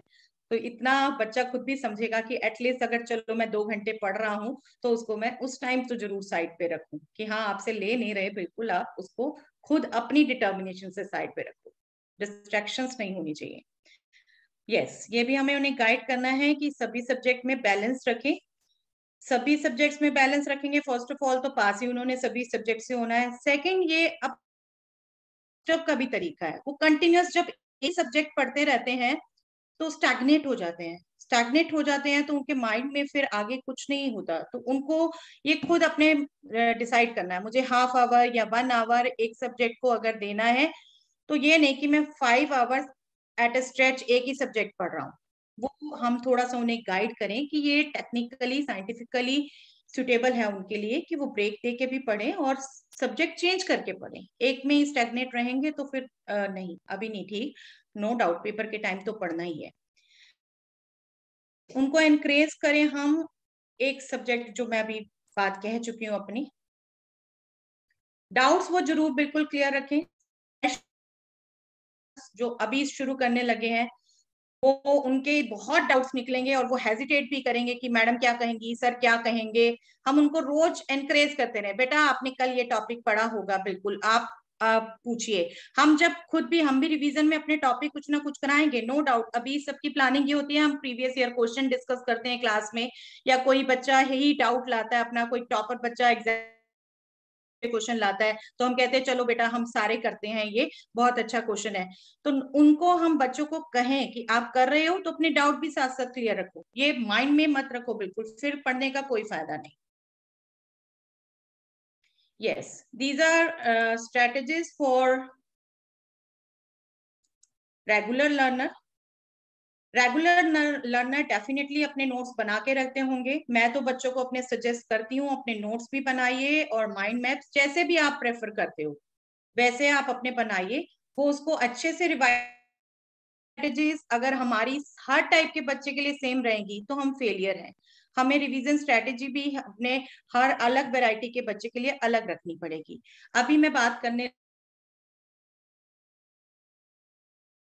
लगी हूँ उनको, हाँ आप रिवीजन स्टार्ट करने लगे हैं तो अपने नोट्स पहले एक बार रिवाइज कर लीजिए, अपने हर रिजल्ट को माइंड में रख लीजिए। उसके बाद ऐसे बच्चे बिल्कुल अपनी एनसीईआरटी बुक करते करते ही स्टार मार्क करके रखते हैं, जो जो क्वेश्चन उन्हें डिफिकल्ट लगे या जो जो क्वेश्चन उन्हें हॉट्स लगे। हमारे जैसे सब्जेक्ट में एग्जाम्पलर बुक भी हम बार बार कहते हैं बिल्कुल ऐसे बच्चों को कि करिए करिए करिए, वो उसमें भी स्टार लगा के रखते हैं। तो हम उन्हें सजेस्ट करें अब आप थोड़ा सा उस पर आइए, क्वेश्चन जो आपसे नहीं हुए या क्वेश्चन आपने स्टार लगा के रखे थे उनको दोबारा करके देखिए कि क्या अब आपसे हो रहे हैं, क्योंकि पहले जब आपने किया आपसे नहीं हुए थे, अब आपको उन पर थोड़ा सा जोर देना है। उनको हम एनकरेज करें कि पीयर टीचिंग करें। जैसा अभी मैंने बात की, मैंने अपनी क्लास में सैटरडे अनाउंस किया है, अभी येस्टरडे ही अनाउंस किया है कि अब आप में से फ्री कि हाँ जिस बच्चे को अपने किस टॉपिक पे कॉन्फिडेंस है या नहीं है, वो कॉन्फिडेंस लाना चाहता है, वो मंडे मुझे बता दे कौन कौन पीयर टीचिंग करना चाहता है, ताकि जो 5-6 बच्चे क्लास में पीछे पीछे चल रहे हैं हमारा उनका भी फायदा हो, बाकी का मीडियम क्लास जो बच्चे हैं जो थोड़ा पढ़ रहे थे थोड़ा नहीं पढ़ रहे थे वो अपने ग्रुप में पेपर स्टडी करें। क्योंकि हम एक ट्रैक नहीं रख सकते, हर बच्चे का सिंगल ट्रैक नहीं रख सकते, हर बच्चे का अपना अपना ट्रैक होगा, तो हमें थोड़ा सा तो ऐसा चलना पड़ेगा। उन्हें हम एनकरेज करें 5 to 10 ईयर्स के क्वेश्चंस जरूर करें, और एनसीईआरटी एग्जाम्पलर के भी आप क्वेश्चंस लें। और बिल्कुल ऐसे बच्चों को टाइम मैनेजमेंट भी चाहिए होता है। कई बार हम देखते हैं बच्चा इतना अच्छा रहा, रेगुलर पढ़ता रहा, सब करता रहा, बट वो पेपर में एकदम प्रेशर में था, और प्रेशर में वो बहुत अफसोस से दिखा हमें पेपर के बाद कि मैम पेपर तो बहुत गंदा हुआ, मेरा इतना छूट गया, मेरा इतना छूट गया। तो हमें ऐसे बच्चों को बिल्कुल सजेस्ट करना है। मैं अपने बच्चों को कहती हूँ कि 5 पेपर आप ऐसे बच्चे जो बहुत अच्छे कर चुके हो, वो 5 पेपर कम से कम जरूर करो, और वो उन्हें अभी जैसे एक बार हो चुका, एक स्लॉट हो चुका, उनको अभी से शुरू कर देना चाहिए। टाइम मैनेजमेंट पर बच्चों को भी व्हाट्सएप पे बहुत अवेलेबल है, बहुत सी अच्छी अच्छी बुक्स और भी आती हैं, पेपर्स बहुत अवेलेबल हैं बच्चों को। हम प्रोवाइड करना चाहें हम प्रोवाइड करें, हम टीचर्स भी प्रोवाइड कर सकते हैं। ये सिर्फ स्ट्रेटेजीज में जो खुद अप्लाई करती हूँ क्लासेस में, मैं वो बात कर रही हूँ, आप भी इनमें बिल्कुल एड ऑन कर सकते हैं, कुछ भी और बेटर वे हो सकता है। तो these all are my strategies for those students who are learning good with me, regular रहे जो मेरे साथ। These are my strategies for both. आप इनमें से कुछ ऐड करना चाहें तो मोस्ट वेलकम, मैं भी कुछ नया टिप ले जाऊं शायद। Okay. So Anything in chat, Pooja ma'am? Hanji, yes ma'am, I can see the chat. I hope everybody has liked the ideas given by Meena ma'am. कई बार ये छोटी छोटी वेकअप कॉल्स होती हैं जो बहुत जरूरी हो जाती हैं, and I guess everybody is liking the same. Yes Meena ma'am, thank you so much. You have some other thing also to say, Meena ma'am? Yes ma'am, yes yeah, ma'am, sure. just 5-10 minutes more. Yeah. Next strategy is for me with normal student जो कुछ portion पढ़ चुके, no doubt ज्यादातर हमारी उनकी वही रहनी है क्योंकि वो भी कुछ नोट्स बना चुके, बट हम उन्हें आप सजेस्ट करें क्योंकि 1.5 मंथ है, तो आप 15 दिन बेटा दे सकते हो। 15 दिन आपने कोई पहले टॉपिक नहीं किया तो वो आप कर लीजिए। हाँ 15 दिन के बाद मत करो, लास्ट में आप बिल्कुल लास्ट मंथ में आप नया नया टॉपिक करने लग जाओगे, या पेपर से बिल्कुल 15 दिन पहले, वो तो बिल्कुल न्यू टॉपिक नहीं करना चाहिए। ये ऐसी सजेशन बच्चों को नहीं लगता, बच्चों को तो एटलीस्ट पेपर से एक दिन पहले भी लगता है कि अगर ये टॉपिक छूटा था मैं कर लेता हूँ। उन्हें ये नहीं पता विदाउट प्रैक्टिस मैथ्स में वो कुछ नहीं कर पाएंगे, सब स्किप हो जाएगा, सब मैथ्स अप हो को ही गाइड करना है कि हाँ आप अभी कर लो, 15 दिन ले लो, जो आपके टॉपिक छूटे हुए हैं वो आप कर लो। बाकी स्ट्रेटेजीज बिल्कुल उनके लिए भी बिल्कुल सेम रहेंगी, और उनको भी हम सजेस्ट करते हैं कि सैंपल पेपर्स बिल्कुल करो और टाइम मैनेजमेंट करो। आप अपना 2 आवर्स का अगर पेपर है तो 2 आवर्स में आप कितना कर पा रहे हो ये करो। और ये मेरी स्ट्रेटेजीज जो मैं पहले ही बात कर चुकी हूँ, बिल्कुल वीक स्टूडेंट्स की, बिल्कुल वीक स्टूडेंट्स की वो एनसीईआरटी पे कंसंट्रेट करें। स्पेशली 12th के लिए ही बात कर रही हूँ मैं। पहले प्रोबेबिलिटी कर लें, 8 मार्क्स की है, करने वाली हूँ। आप में से भी इसको जो लाइक करें कर सकते हैं, अपनी सजेशन भी दे सकते हैं। उसके बाद कैलकुलस पे आइए, बट कैलकुलस में भी एक्चुअली इंटीग्रेशन ही ऐसा पोर्शन है जो लगता भी इजी है, लेकिन वैरायटी ऑफ क्वेश्चन है। जरा सा भी न्यू टाइप का क्वेश्चन आ गया, बच्चा हिंट ही नहीं क्लिक कर पाता कई बार, तो हम उन्हें करें बेसिक इंटीग्रेशन कर लीजिए, बट उसके बाद पहले डिफरेंशियल इक्वेशन कर लीजिए, देन एरिया कर लीजिए, फिर आइए फिर इंटीग्रेशन कंप्लीट करिए दोबारा, एंड लास्ट में वो वेक्टर्स 3D लें। और बिल्कुल इन बच्चों के लिए बहुत जरूरी है वो अपने माइंड मैप बनाए, माइंड मैप बनाए, नहीं तो हम बना के दें ऐसे। रिवीजन भी लास्ट में बहुत जरूरत होगी जो बच्चे अब शुरू कर रहे हैं। और इनके लिए ही मैंने पिछले 5 साल के पेपर से वर्कशीट्स बनाई हैं, जो मैं अभी ड्राइव लिंक शेयर करूंगी सबसे, मे बी यहाँ पर या ग्रुप में जैसे भी होगा, तो आप वहां से देख सकते हैं। बिल्कुल अपने स्टूडेंट्स के लिए भी यूज कर सकते हैं, ऐसे बिगनर स्टूडेंट्स के लिए। यस, ये मैंने सैंपल पेपर से ही कुछ क्वेश्चन लिए थे, जो मैं सजेस्ट करना चाहूंगी कि हम रिवीजन में ऐसे क्वेश्चन भी बिल्कुल लें, क्योंकि ये क्वेश्चन बेसिकली मिसलिनियस में होते हैं, और बच्चे बिल्कुल बहुत कम एकदम टॉप 5% स्टूडेंट टच करते हैं, और बच्चे करते ही नहीं, मिसलिनियस को यूजलेस समझ लेते हैं। तो हम रिवीजन में भी ऐसे क्वेश्चन जरूर करवाएं थोड़ा सा, ताकि उनको इनकी भी प्रैक्टिस हो जाए। और यही क्वेश्चन ऐसा था, देखिए कर्व भी है और लाइन भी है, तो ये डाउट बिल्कुल माइंड में नहीं होना चाहिए कि कर्व और लाइन एक तरीके से दो हो गए, बिल्कुल नहीं। एरिया बिटवीन 2 कर्व्स स्किप्ड है, 2 कर्व्स नहीं आएंगे, कर्व और लाइन बिल्कुल आ सकता है। That's all from my side, Pooja ma'am. Right. Thank you so much, Meena ma'am. It was a great learning indeed. Thank you so much. Thank you. So, dear audience, I would really extend my heartiest thanks to Preeti ma'am and Meena ma'am for joining our platform AIF and State Webinar Series में वो हमारे साथ जुड़े, और Hindi language में, क्योंकि आजकल बहुत मुश्किल है अपनी कंफर्ट जोन से बाहर आके हिंदी में वेबिनार्स देने। We are so tend to speak in English. Hindi में वेबिनार्स दिया और स्टेट वेबिनार्स की एक एथनिक ब्यूटी को बना के रखा। Thank you so much Meena ma'am and Preeti ma'am. Both of them actually they have to leave for another webinars, so that is why once again I'll be thanking both of them on the behalf of AIF platform and the audience. Pooja ma'am, can I take a minute? Yeah, sure. Because मैं जो share करने लगी हूँ वो है, उसमें क्या क्या है मैं एक बार बताना चाहूंगी ताकि Yeah, sure. Please, sure. We would love to listen.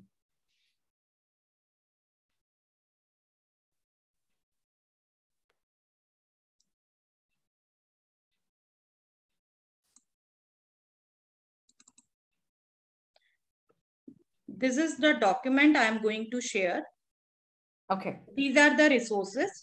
Here you will find Department of Education's 11th class papers. क्योंकि हम बच्चों को बार बार कहते हैं, बच्चे ढूंढ नहीं पाते, एटलीस्ट डिपार्टमेंट के पेपर नहीं मिलते, हमें खुद ही प्रोवाइड। 11th क्लास के डिपार्टमेंट के पेपर आपको इस लिंक में मिल जाएंगे सभी को। 12th क्लास के नो डाउट सीबीएसई की साइट पे मिलते हैं, still I have put it here. यहाँ सेकंड लिंक से आपको 12th क्लास के मिल जाएंगे। और जो मैंने बिल्कुल बिगनर्स के लिए खुद वर्कशीट बनाई है लास्ट 5 इयर्स की, सिर्फ डेली रीजन के क्वेश्चन लिए, क्योंकि ऐसे बच्चे मिनिमम टू मिनिमम करना चाहेंगे हम, एटलीस्ट चलिए थोड़ी सी ना से हम कुछ बेटर समझते हैं, तो ऐसे बच्चों के लिए ये वर्कशीट्स मैंने बनाई है, वो इस वैकलेट में मिल जाएंगे। सभी पीडीएफ्स हैं, डाउनलोड कर सकते हैं आप, शेयर कर सकते हैं अपने बच्चों से। और ये जो रिसोर्सेज हैं 11th-12th के और इंटरनल असेसमेंट रिलेटेड हमारे ऑर्डर्स हैं, या हमारे को कई इंटरनल असेसमेंट के लिए स्टिल डाउट रहता है, तो मोर क्लैरिटी के लिए सैंपल पेपर्स भी इसमें हैं, डिपार्टमेंट के भी, सीबीएसई के भी, और जो ये सर्कुलर्स हैं इंटरनल असेसमेंट के, वो भी इस लिंक में आपको मिल जाएंगे। ये मेरे ड्राइव के रिसोर्सेज हैं। और यहाँ प्लीज एक फीडबैक लिंक भी मिलेगा, which is very important for me as a trainer, because we have to submit to Google. तो प्लीज ये फीडबैक लिंक भी प्लीज सब क्लिक करके जरूर फिल करिएगा। I will request every one of you. I'm going to share this drive link with all of you in group also, in chat also. Right. Thank you, Meena ma'am. Thank you so much. Truly saying, it's very difficult sometimes, to work hard so much and then to share this like everything with everyone. क्योंकि बहुत सारे educators होते हैं जो अपनी पूरे इतनी मेहनत करके जो चीजें बनाते हैं उसको शेयर नहीं करते हैं. Right? They keep it with them. But it's very kind on But your I love part, to, Meena ma'am. ma'am. I love to Very share kind on your because part. our learning is to share only. I believe Of it's this course, all. yes. Of course, yes. Thank you, Meena ma'am. Thank you once again. Thank you, ma'am. Yes, Preeti ma'am, you want to say something? Okay, thank you so much, dear audience. I always love to speak in Hindi in state webinars. That's the beauty of this webinar. And धन्यवाद, बहुत बहुत शुक्रिया आप लोगों का. एक patient listener की तरह आप लोगों ने सुना. मैंने सारे लिंक्स शेयर किए हैं, उनको जरूर यूज करिए, अपने रिवीजन को इफेक्टिव बनाइए और बच्चों का काम आसान हो, उनका लर्निंग मजेदार हो, इसके लिए हम सब मिलके कोशिश करें. Thank you so much for calling me and hearing me so patiently. Thank you so much. So, dear audience, we'll be continuing with Veena ma'am now. Veena ma'am, please take us to the journey of maths. And Veena ma'am is going to share 9th and 10th strategies. Over to you, Veena ma'am. Thank you, Pooja ma'am. Thank you. And Meena ma'am and Preeti ma'am also. Thanks for sharing such a nice strategies. And they were really very good. And most of the points you've already covered. आपने उसमें से बहुत कुछ जो हम cover, क्योंकि देखो subject चाहे कोई भी हो, मैथ्स हो साइंस हो, जो स्ट्रेटजीज हैं वो सबके लिए एग्जाम टाइम में स्पेशली बोर्ड क्लासेस में ऑलमोस्ट सेम ही रहती हैं, सिमिलर हो जाती हैं. हाँ, तो आप यहाँ पे जो भी ऑडियंस हैं यहाँ प्रेजेंट हैं उन सभी को मेरा बहुत बहुत नमस्कार. तो मैं शुरू करती हूँ हमारी स्ट्रेटजीज के लिए. सबसे पहले I will share my screen. Just a minute.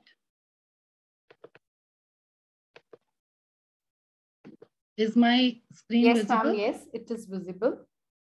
Yes. Revision strategies for mathematics, class 9th and 10th. So the most important strategy, सबसे important जो हमारा यहाँ पे रहता है 9th और 10th में मैथ्स में, साइंस में बहुत अच्छी मैडम ने, प्रीति मैम ने हमसे शेयर की, साझा की प्रैक्टिसेस को, लेकिन मैथ्स में जो सबसे अच्छी प्रैक्टिस है वो प्रैक्टिस प्रैक्टिस एंड प्रैक्टिस.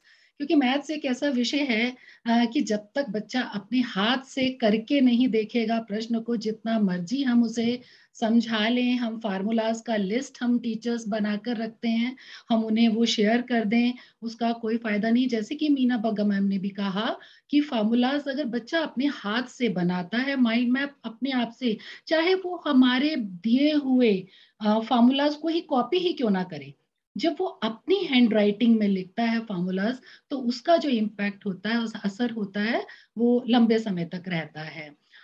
तो प्रैक्टिस के लिए हमें बच्चों को मोटिवेट करना है. लेकिन इस समय जो हमारे पास चैलेंजेस है, वो बच्चे, वो वीक बच्चे, मैं जो ज्यादा फोकस आज के इस वेबिनार में करना चाहूंगी उन बच्चों के वो वाले वर्ग के ऊपर जो गवर्नमेंट स्कूल से ज्यादा बिलोंग करता है और जो पूरा साल जुड़े हुए नहीं थे, चाहे वो ऑनलाइन मोड हो, चाहे वो ऑफलाइन में भी आने के बाद वो आने की कोशिश कर रहे हैं, स्ट्रीमलाइन में आने की कोशिश कर रहे हैं. तो उनमें सबसे बड़ी जो कमी पाई गई अभी जितना टाइम वो स्कूल में आए हैं हमारे साथ 1 महीना, कि वो लिखने में शक करते हैं. और मैथमेटिक्स ऐसा विषय है कि टीचर एक लेक्चर की तरह, भाषण की तरह बोलकर चली जाए तो उससे काम नहीं बनेगा, उन्हें लिखना पड़ेगा. तो बच्चों को हम क्लास में ज्यादा से ज्यादा जितना टाइम भी वो हमारे पास आ रहे हैं, पहले तो हम मोटिवेट करें कि वो ऑफलाइन का अगर उनको मौका मिला है तो वो स्कूल में आए, ताकि अपने सामने टीचर उन्हें प्रैक्टिस दे सके. तो ये हमारे चैलेंजेस हैं बच्चों में, lack of practice. Descriptive mode का पेपर है, लेकिन अभी उनकी आदत जो है 2 साल हो गए 2020 से, वो आदत उनकी पड़ी है अभी MCQ मोड में पेपर देने की, क्योंकि हमने गूगल फॉर्म से इतने टेस्ट लिए उनके, तो वो उनको वो शॉर्टर भी लगता है और कहीं ना कहीं उनको चीटिंग का भी मौका मिल जाता था उस मेथड से, तो वो दे प्रेफर दैट. लेकिन अब उन्हें आना ही पड़ेगा सब्जेक्टिव मोड के ऊपर. तो हमें उन्हें सिखाना होगा कि लिखना कैसे है. चलो मान लिया बच्चे कहते हैं कि हाँ हम लिख लेंगे, सॉल्व करना आता है, उसमें स्पीड नहीं है, फिर उसमें प्रॉपर कौन से स्टेप को हाईलाइट करना है, विच इज इम्पॉर्टेंट, कहाँ पे स्ट्रेस देना है, और कौन सा रफ वाला पार्ट है, क्योंकि मैथमेटिक्स में हमें अपनी शीट को 2 पार्ट्स में डिवाइड कर देते हैं, एक रफ सा लाइन डाल के, जिसमें जो की पॉइंट्स हैं we write it on the left side, और जो रफ पार्ट है वो हम बच्चों को कहते हैं कि बैक साइड पे नहीं करना है, जो भी रफ कैलकुलेशन कर रहे हैं वो उस क्वेश्चन के सामने ही राइट साइड पे करें। तो ये सब चीजों पे भी आएंगे। तो मैं चैलेंजेस को जो ले रही थी कि ये हमारी प्रॉब्लम्स हैं, पुअर कंसंट्रेशन वैसे चाहे ना हो, अब वो लिंक हो गई है मोबाइल से, क्योंकि बच्चा जैसे ही पढ़ने बैठता है, बेल उसका रिंगर बज जाएगा, दूसरा बच्चा उससे कुछ पूछेगा, मैसेजिंग इतना कॉमन हो गया है। इस 2 साल में हमने ही बच्चों को कह के कि फोन खरीदो, फोन खरीदो, तो एक इम्पॉर्टेंट पार्ट स्टडी का बना दिया, जहाँ पे उसका फायदा है भी, इजी एक्सेस है, लेकिन वहीं पर वो अगर अपने आप को कंट्रोल नहीं करेगा, this is the very peak time, high time की, जब वो बच्चे को ये वाली सारी चीजें समझनी होंगी कि उसका फ्यूचर दाव पे है। ये 2 महीने जो चला गया समय वो लौट के नहीं आ सकता, लेकिन उसे अभी वो मैनेज करना पड़ेगा। तो इन चैलेंजेस को एड्रेस करने से पहले मैं टीचर्स के साथ थोड़ा सा, यही हमारा जो क्वेश्चन पेपर डिजाइन है ये 9th का, थोड़ा सा इसलिए डिस्कस करना चाहेंगे कि हमें किन टॉपिक्स पे ज्यादा स्ट्रेस देना है। अलजेब्रा, जिसमें पॉलिनोमियल्स का चैप्टर 4 है, 12 नंबर का है, बहुत मायने रखता है। इसमें हम जीरोस ऑफ पॉलिनोमियल या रिमाइंडर थ्योरम, मतलब इसमें मैंने जैसे कि कहा कि मेरा फोकस उन बच्चों पे है जो बच्चे वीक हैं, तो हम बहुत क्लास में बहुत ज्यादा डिफिकल्ट लेवल का क्वेश्चन, जिसको हम कहते हैं ब्लूम्स टैक्सोनॉमी के हिसाब से लेवल 3 का क्वेश्चन, उसको इस समय अगर वो बच्चे पहले नहीं आए हैं तो टच ही ना करें।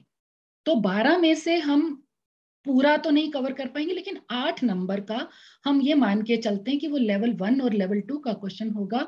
हम बच्चों को उसी का प्रैक्टिस दें, उसी की वर्कशीट बनाएं, डिफिकल्ट क्वेश्चंस को एक साइड पे ही रख दें। और क्योंकि मार्केट में बहुत तरह के सैंपल पेपर हैं, कई बार बच्चे पूछते हैं कि कौन सा सैंपल पेपर लें, तो सैंपल पेपर्स में पूरा सिलेबस है, वो तो प्रॉपर स्टैंडर्ड के हिसाब से बना है। तो अगर हम बच्चों को ऐसा कोई सैंपल पेपर रिकमेंड भी करते हैं, तो बच्चों के हिसाब से हम उन्हें कहें, उनको खुद सर्कल करके दे दें कि आप इन क्वेश्चंस को थोड़ा टाइम के लिए इग्नोर कर सकते हो, और जो अच्छे बच्चे हैं उन्हें कह सकते हो तुम्हें ये करना है। जैसा कि मीना मैम ने भी कहा कि एनसीईआरटी तो मस्ट है, एनसीईआरटी का ईच एंड एवरी क्वेश्चन घोट के उनको पी लेना है, बिल्कुल।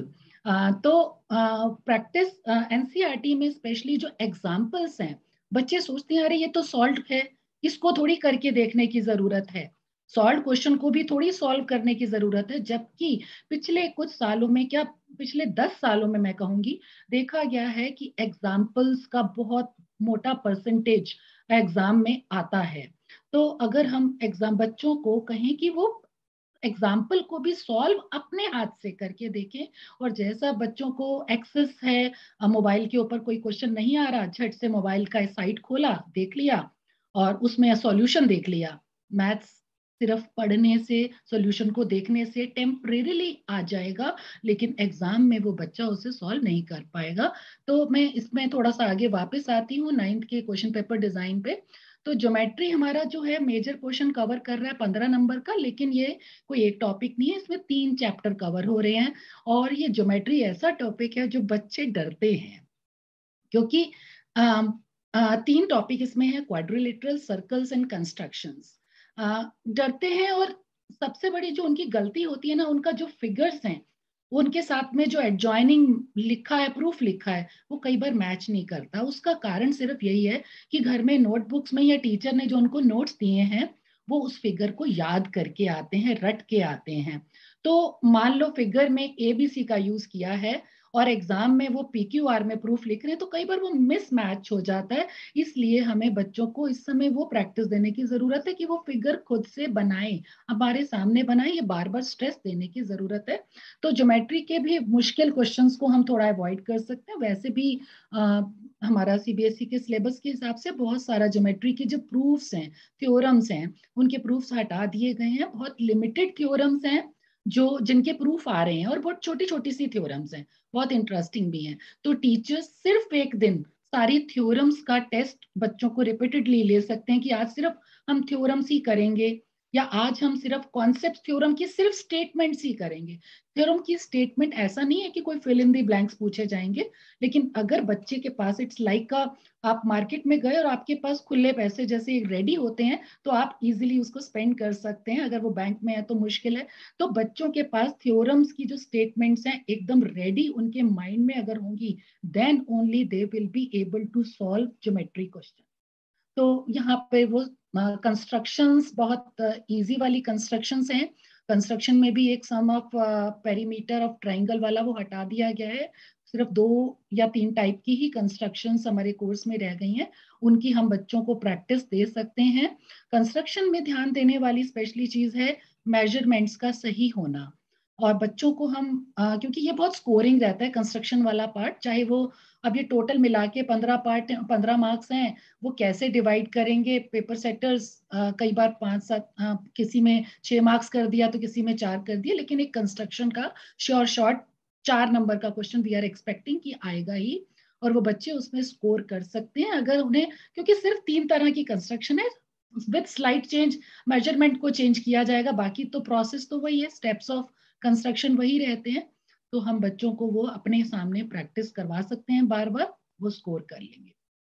उसके बाद स्टैटिस्टिक्स एंड प्रोबेबिलिटी, जिसमें प्रोबेबिलिटी ही 9th में प्रोबेबिलिटी ही मेन है।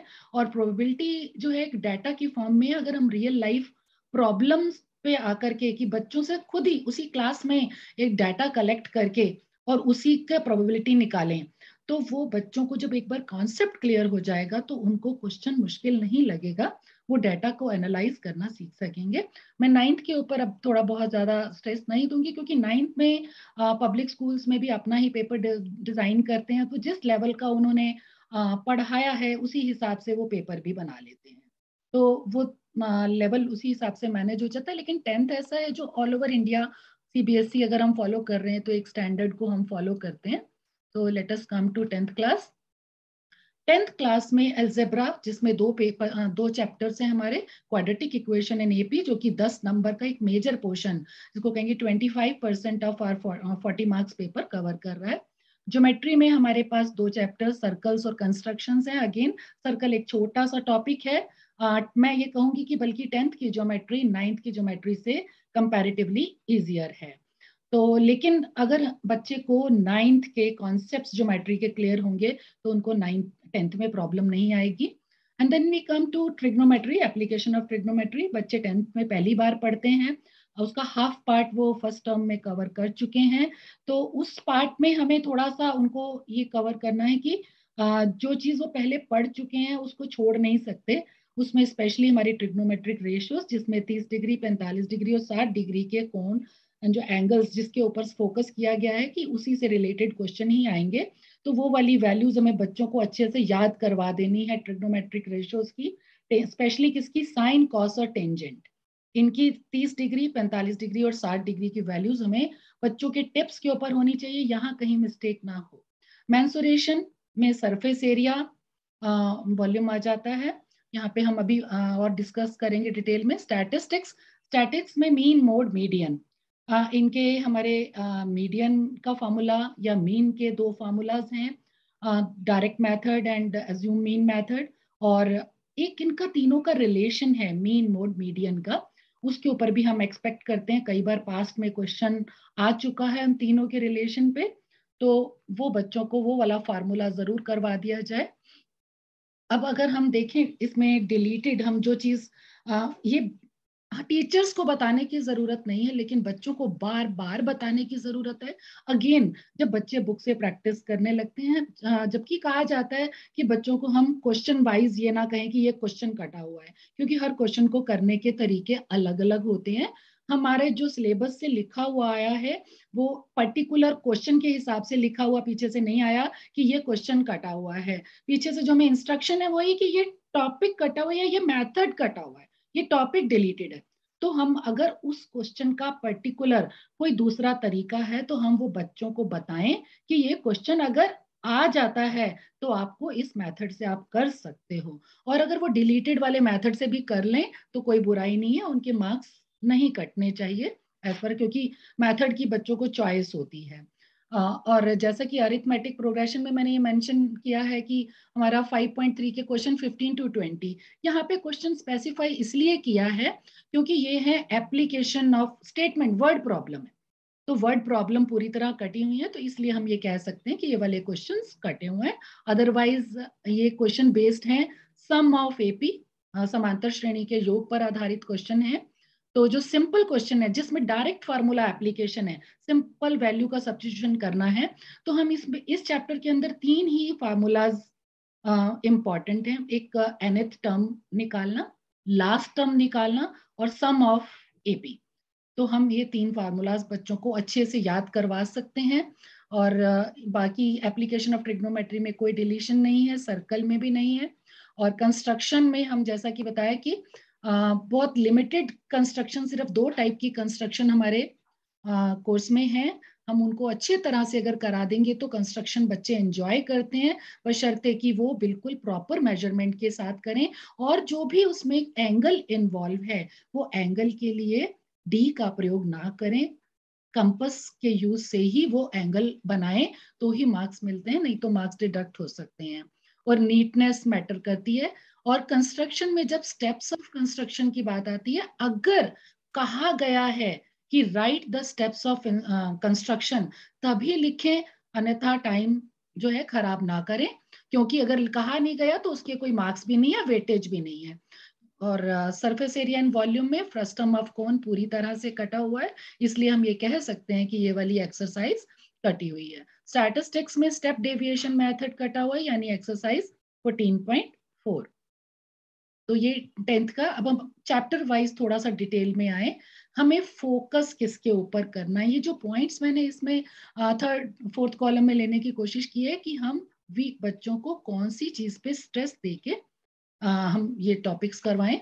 जैसा है standard form of quadratic equation. तो standard form of quadratic equation का मतलब ये है कि अगर हमें क्वाड्रेटिक इक्वेशन कोई दे दी, जैसे x² + 3x = 7, अगर उसी फॉर्म में बच्चा उसको सॉल्व करने लगता है, तो प्रॉब्लम क्या आती है, जब वो c की वैल्यू लेता है जो कि = के दूसरी तरफ है, तो वहां पर वो उसमें साइन में मिस्टेक कर सकता है। Just let me do the annotations.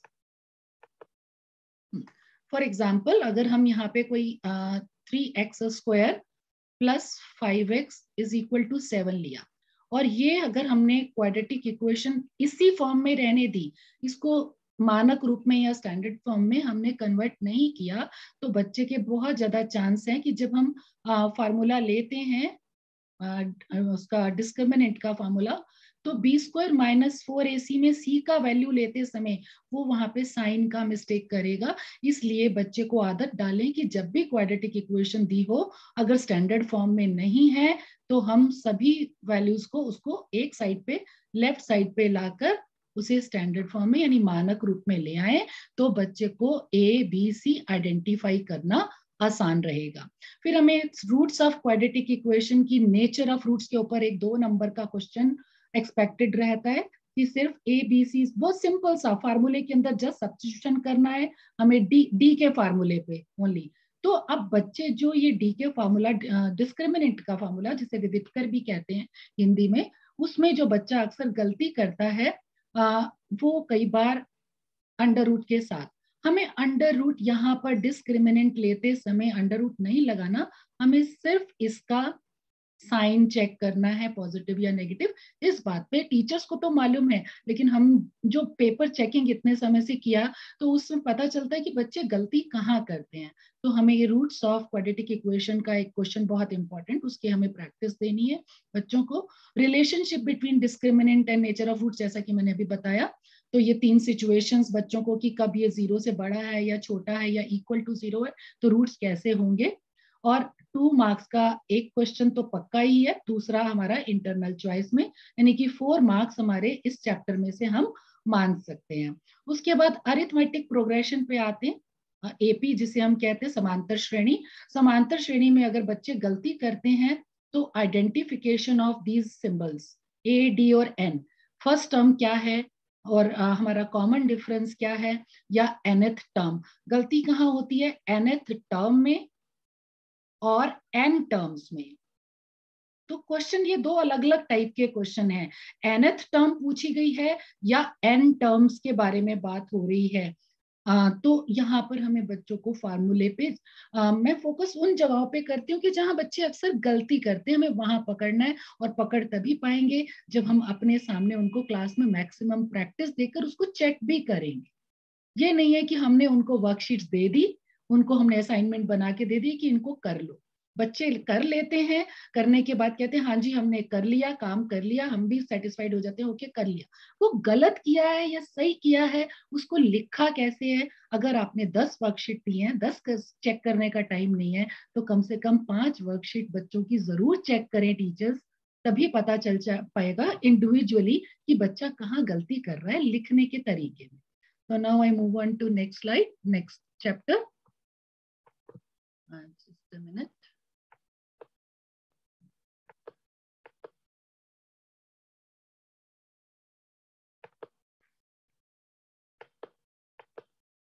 Yes, slide, next slide. Now it is geometry. So while we are talking about geometry, geometry में circles की बात करें हम,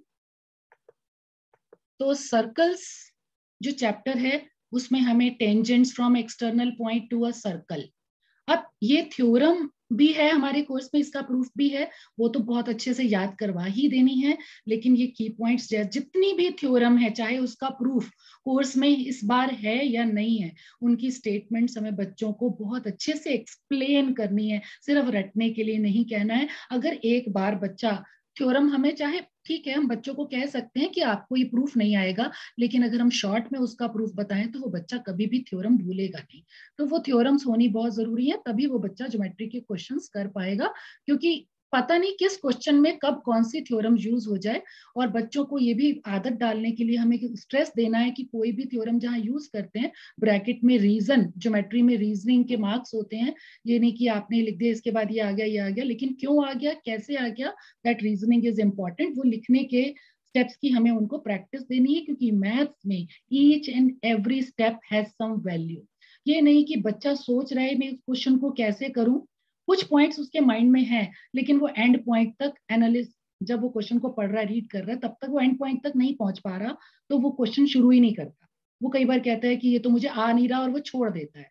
तो जबकि मैथ्स में बहुत सारी चीजें ऐसी होती हैं कि जस्ट क्वेश्चन के अंदर छुपी हुई होती हैं, डाटा जो है वो क्वेश्चन के अंदर हिडन है, उस डाटा को भी अगर बच्चा एक्सट्रैक्ट करके उस वर्ड को एनालाइज करके कि उसमें ए क्या है, डी क्या है, एन क्या है, या ज्योमेट्री की बात करें तो गिवन क्या है, टू प्रूफ क्या है, अगर वो बच्चा इतना भी लिख लेता है और फिगर भी ड्रॉ कर लेता है प्रॉपरली और लेबल कर देता है, अभी उसने सॉल्व नहीं किया क्वेश्चन, इतना पार्ट करने पर भी उसको मार्क्स मिलते हैं, स्टेप्स के मिलते हैं। तो बच्चे को कहना है कि कोई भी क्वेश्चन छोड़ना नहीं है, जितना भी आता है, कोई भी क्वेश्चन बिल्कुल पूरी तरह छोड़ करके नहीं आना है, कोई नेगेटिव मार्किंग तो है नहीं, जितना भी आता है, जैसा भी आता है, जो उस चैप्टर से रिलेटेड, उस थ्योरम से रिलेटेड उसको माइंड में आ रहा है सेंटेंस, वो उसे लिख दे। जितने भी जो भी लिखेगा स्टेप्स, उसको आधा नंबर, 1 नंबर कुछ ना कुछ तो जरूर मिलेगा। अगेन जैसे कि मैंने बार बार कहा, मेरा फोकस उन बच्चों पे है जो बिल्कुल वीक है, जिनका हमें डर लगता है कि कहीं वो फेल ना हो जाए। तो यहाँ पे ये 10 मार्क्स का टोटल कंबाइंड वेटेज है सर्कल्स और कंस्ट्रक्शंस पे। सर्कल्स में से हम एक्सपेक्ट कर रहे हैं 2 मार्क्स का एज पर द ब्लूप्रिंट, जो हमारा सैंपल पेपर सीबीएसई ने इशू किया, उसके हिसाब से एक क्वेश्चन 2 मार्क्स का सर्कल्स में से, जो आपका इस पे भी आ सकता है कि सर्कल में हमारा सेंटर और ऑल्टरनेट सेगमेंट में बने एंगल के रिलेशन पे आ सकता है, वो टेंजेंट्स की लेंथ के ऊपर रिलेटेड आ सकता है, इनमें से कोई भी लेंथ फाइंड आउट करने से रिलेटेड आ सकता है, और एक 4 नंबर का full fledge question that can be a theorem और अ बिग सॉल्यूशन वाला क्वेश्चन आ सकता है। उसके बाद हम कंस्ट्रक्शंस पे आते हैं। कंस्ट्रक्शन 3 मार्क का एक क्वेश्चन पक्का है। कंस्ट्रक्शन अगेन ज्यादा लाइकली जो मुझे लगता है कि ये सेकेंड टाइप का जो कंस्ट्रक्शन है, 2 टाइप की कंस्ट्रक्शन है, सेकेंड टाइप की कंस्ट्रक्शन के चांसेस ज्यादा हैं। जिसमें हम ये मान के चलते हैं कि टेंजेंट्स ड्रॉ करनी है। आइदर दो तरह से क्वेश्चन दिया होगा, या तो वो टेंजेंट्स आपस में किस एंगल पे इंक्लाइंड है, या वो सेंटर पे उनका रेडियस जो है वो कितना एंगल बना रहा है। इन दोनों सिचुएशन में ही बच्चों को बताना है कि अगर ये एंगल डायरेक्ट दिया तब तो कोई प्रॉब्लम है ही नहीं, लेकिन अगर ये एंगल दिया है तो आपको पता है इन दोनों का सम 180 है, तो आप इस एंगल को कैसे फाइंड आउट कर सकते हैं। तो हम कंस्ट्रक्शन की अगेन, जैसा कि मैंने 9th के उसमें कवर करते हुए भी कहा कि ये बहुत इंपॉर्टेंट और इंटरेस्टिंग लगता है, बच्चे इसमें फोकस करें तो ये मार्क्स पूरे स्कोर कर सकते हैं। बस ध्यान क्या देना है, नीट कंस्ट्रक्शन करनी है। Now I come to next slide for that.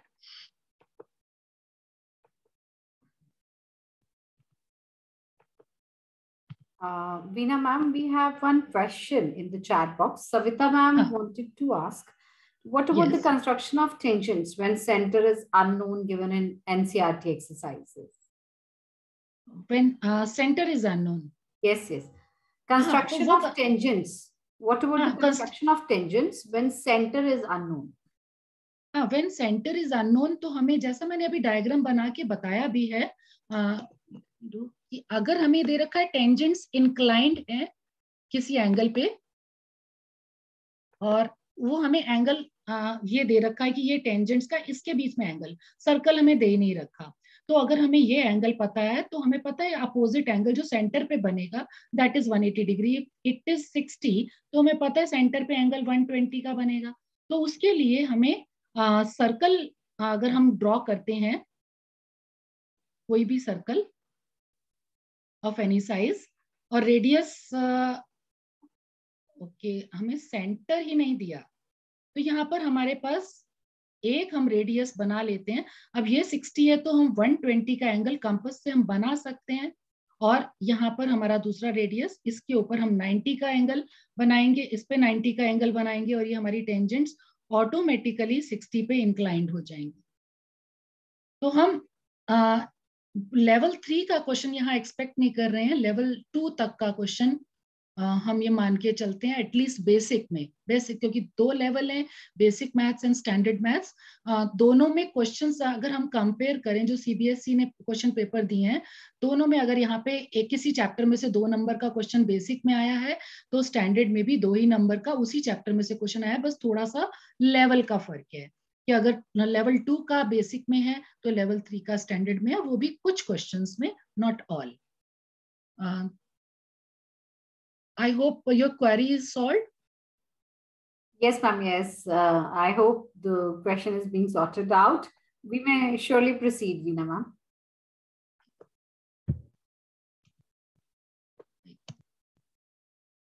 तो अब आते हैं मेंसुरेशन पे, surface area and volume. Surface area and volume में हम अगेन फॉर्मूलाज बहुत सारे हैं। 9th में अगर, क्योंकि 9th भी ये वाले बच्चों की जो भी करंट 10th का बैच है, इन्होंने 9th भी पूरी ऑनलाइन किया है, तो 9th में हमारा एक बेस बन जाता है फार्मूलाज का, तो वो फार्मूला हमें उनको रिवाइज कराने की फिर से जरूरत है, पूरे with the help of how to construct those formulas. सिर्फ रटवाने से नहीं बनेंगे, अगर हम उनको फिगर्स के साथ बना करके वो सारे फार्मूलाज हम कवर करेंगे, समझाएंगे दोबारा से, क्योंकि यहाँ पर हम जब सरफेस एरिया और वॉल्यूम की बात करते हैं तो अगेन फार्मूलाज इंपॉर्टेंट है, और इसमें रिलेटेड फ्रस्टम हमारा एक्सक्लूडेड है, बाकी सब फार्मूलाज सरफेस एरिया और वॉल्यूम के। यहाँ पर हमारा क्वेश्चन है कन्वर्जन ऑफ सॉलिड्स, ये एक बहुत इंपॉर्टेंट टॉपिक है, और इसमें से एक 4 नंबर का हम वी आर एक्सपेक्टिंग शायद केस स्टडी, जैसा कि मीना बावगा मैम ने भी कहा था, डोंट गो फॉर कि सैंपल पेपर जो सीबीएसई ने इशू किया है अगर उसमें केस स्टडी किसी एक पर्टिकुलर एप्लीकेशन ऑफ ट्रिग्नोमेट्री पे है तो उसी में से ही आएगी। केस स्टडी 4 नंबर के क्वेश्चन जहां जहां है वो किसी भी चैप्टर से आ सकती है, तो we have to be ready. तो उसमें बच्चों की हमें एक रीडिंग हैबिट और एनालिटिक पावर डेवलप करने के लिए बहुत सारे केस स्टडी के क्वेश्चंस उनको रीडिंग करके, हम कहेंगे सॉल्व आप बाद में कर लेना, लेकिन हमारे सामने एनालिसिस करके सिर्फ ये बताओ कि इसमें डाटा गिवन क्या है और वो क्या पूछना चाह रहा है। अगर, क्योंकि इतना टाइम क्लास में नहीं होता कि हम पूरी केस स्टडीज, या हम क्लास में पूरी 1 या 2 एक पीरियड में केस स्टडी को सॉल्व कर लें, या फिर 5 केस स्टडीज को डिस्कस कर लें। तो हम ऐसे टाइम में, जब क्रूशियल टाइम है, हम 5 केस स्टडीज डिस्कस करके कि क्या क्या गिवन है बच्चों के सामने और उनको घर से सॉल्व करने को कह सकते हैं। तो मैं बात ये कर रही थी कि question based on conversion of solids. Conversion of solids में हम बात करते हैं कि एक सॉलिड शेप को दूसरी सॉलिड शेप में हम कन्वर्ट करें। तो यहाँ पे जो कैलकुलेशंस हैं, मान लो हम बात कर रहे हैं वॉल्यूम ऑफ, अच्छा कन्वर्जन ऑफ सॉलिड्स में जो फार्मूला इन्वॉल्व है, बच्चे गलती अक्सर कहाँ कर जाते हैं, यहाँ पे डाल देते हैं सरफेस एरिया का फार्मूला। जब भी कन्वर्जन की बात होगी, हम जैसे कोई कह रहे हैं कि एक ठोस है, गोला है, उसको पिघला करके हमने छोटे छोटे शंकु बनाए हैं या कोन्स बनाए हैं, तो पिघलाने की बात जहां हो रही है या एक वेसल से लिक्विड को दूसरे वेसल में ट्रांसफर करने की बात हो रही है, तो इसका मतलब वहां पे कन्वर्जन ऑफ सॉलिड, या हम ये कहें कि ठोसों के रूपांतरण की बात हो रही है। तो वहां पर हमें वॉल्यूम का ही फार्मूला लगाना है, वहां सरफेस एरिया का फार्मूला नहीं लगेगा, बच्चों को वहां स्ट्रेस देना है। और वॉल्यूम ऑफ बिगर ऑब्जेक्ट अगर हम बात करें is equal to n into volume of smaller object. तो मैं जब क्लास में बच्चों को कहती हूँ कि अगर आपने आइडेंटिफाई कर लिया कि बिगर ऑब्जेक्ट कौन सा, बिगर ऑब्जेक्ट मींस जिसको हमने, जो हमारे पास अवेलेबल था, जिसको मेल्ट किया है, तो उसका भी नाम लिख दें, लेट इट बी स्फीयर। तो हमने लिख दिया स्फीयर का वॉल्यूम, राइट, और is equal to n into, मान लो हमने छोटे छोटे कोन्स में कन्वर्ट किया है। तो आपने देखा कि ये सारे फॉर्मूलाज में हम पाई का यूज करते हैं। तो बच्चों को ये स्ट्रेस करने की यहाँ पे हमें इंडिविजुअली इसकी कैलकुलेशन या इसकी कैलकुलेशन करने की जरूरत नहीं है। सपोज हमें n फाइंड आउट करना है, तो पूरे कोन का वॉल्यूम को हम इस साइड पे ट्रांसपोज कर लेंगे, वॉल्यूम ऑफ कोन को, तो आधे से ज्यादा तो टर्म्स कैंसिल हो जाती हैं, बहुत इजीली कैंसिल हो जाती हैं।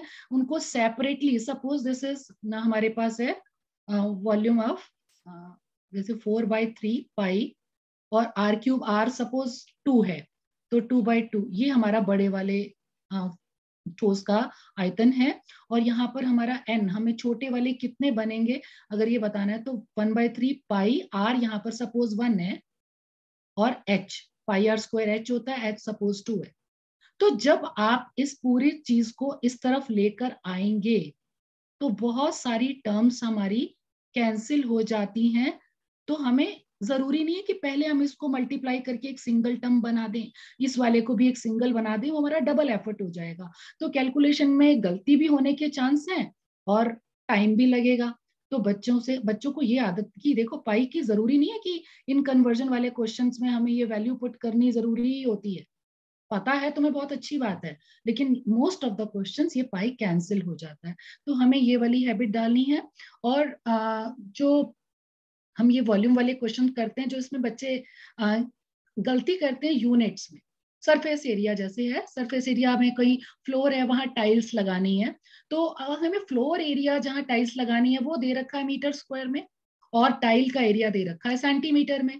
बच्चे जो सबसे बड़ी गलती, बिना यूनिट्स को कन्वर्ट किए उसे फार्मूला में पुट कर देते हैं, और क्वेश्चन सारा मेथड ठीक होता है, प्रोसेस ठीक होता है, स्टेप्स ठीक होता है, कैलकुलेशन भी ठीक होती है एज पर देम, लेकिन वो एक्चुअल में ठीक नहीं होता क्योंकि उन्होंने शुरू में कन्वर्जन नहीं किया है। तो हमें बार बार बच्चों को ये स्ट्रेस देना है, मतलब स्ट्रेस देने का मतलब इस पॉइंट पे स्ट्रेस देना है, बच्चों को स्ट्रेस नहीं देना, बच्चों को तो लाइट ही रखना है कि आप बच्चों यूनिट चाहे आप सेंटीमीटर को मीटर में कन्वर्ट करो या मीटर को सेंटीमीटर में, दोनों का हमें प्रोसेस बताना है। बड़े यूनिट को छोटे यूनिट में कन्वर्ट करना अल्दो आसान होता है, लेकिन यहाँ पे एक प्रॉब्लम क्या आती है, एरिया के में कई बार हमें कॉस्ट दे रखी होती है, कॉस्ट ऑफ 1 टाइल या cost of per square tile is meter square में। अब आंसर हमने जो टाइल है, टाइल सेंटीमीटर को मीटर में कन्वर्ट कर लिया, और हमें जो एरिया वो भी मीटर में सेंटीमीटर में हमने कर लिया कन्वर्ट। अब आंसर हमारा सेंटीमीटर स्क्वायर में आ रहा है, खर्चा है मीटर स्क्वायर में, वहां गलती हो जाती है। तो इसलिए यूनिट उसमें कन्वर्ट करने को प्रेफर करने कहें कि जो जिसमें कॉस्ट दे रखी है, कॉस्ट अगर मीटर स्क्वायर के हिसाब से दे रखी है तो वो बाकी सारे यूनिट भी मीटर में कन्वर्ट कर ले, कॉस्ट सेंटीमीटर स्क्वायर में दे रखी है तो उसको भी वो सेंटीमीटर स्क्वायर में कर ले। Pooja ma'am, I think time is there, कोई टाइम का इशू तो नहीं है? Yes, Veena ma'am, that's completely okay. You can surely continue.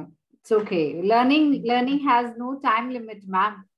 See, what I can at least at least जो टॉपिक है वो तो पूरे कवर करने ही है। हाँ जी, वैसे भी ma'am I am 101% sure all the teachers, they are not here just for the certificate. They are here, still here with us to learn more and more. Right? So we can surely continue. Ma'am, I'm not able to, ये वाला clear नहीं हो रहा है screen. I don't know why. Okay, Veena ma'am आप एक बार stop share करके दोबारा करिए.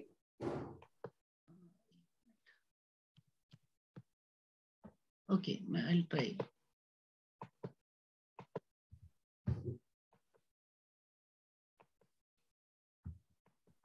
वो वही स्लाइड दोबारा आ रहा है.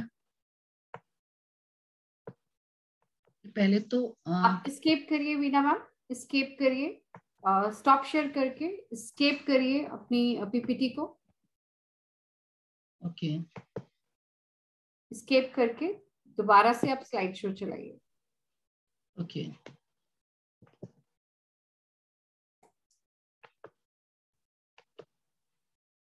स्लाइड शो पे चाहे आप स्क्रीन शेयर करके डाल लीजिएगा. वो स्लाइड तो मेरी खुल गई है, बट एक मिनट, ये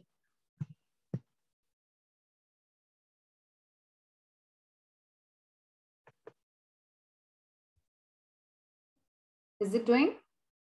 Yes, just a minute, ma'am. Okay.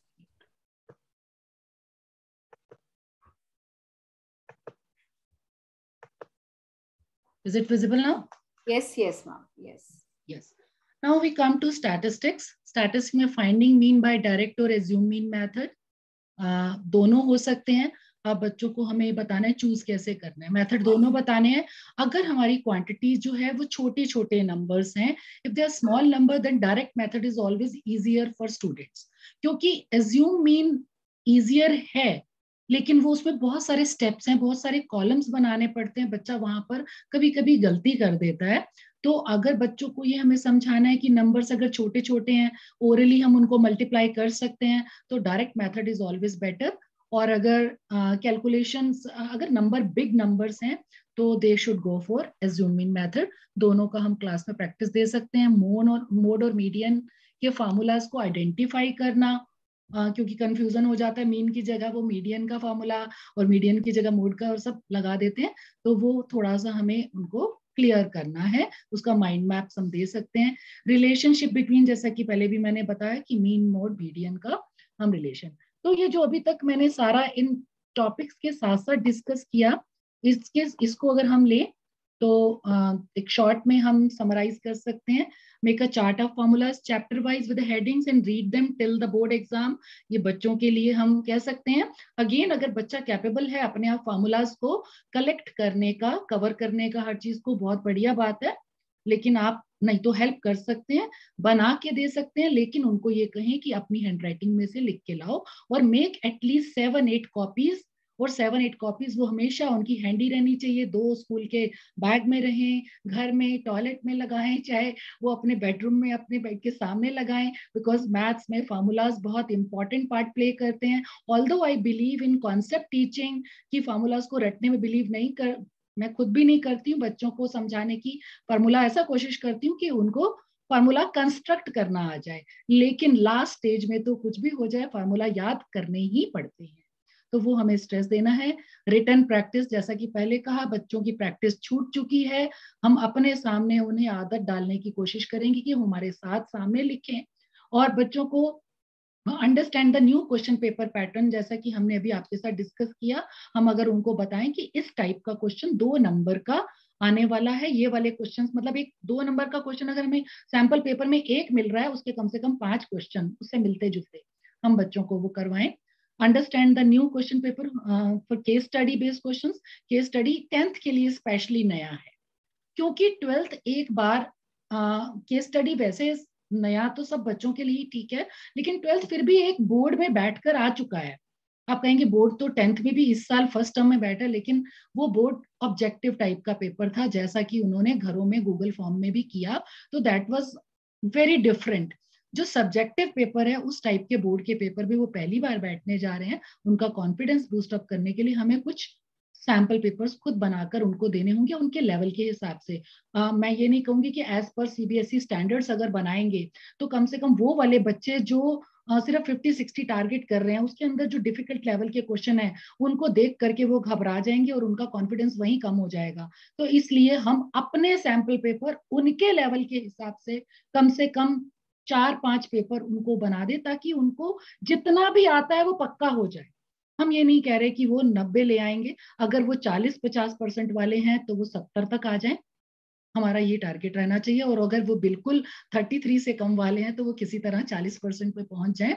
हमारी ये कोशिश रहनी चाहिए कि जो भी एक लेवल अप हो जाए उनका, तो हमें उनके हिसाब से उनके सैंपल पेपर डिजाइन करके देने चाहिए।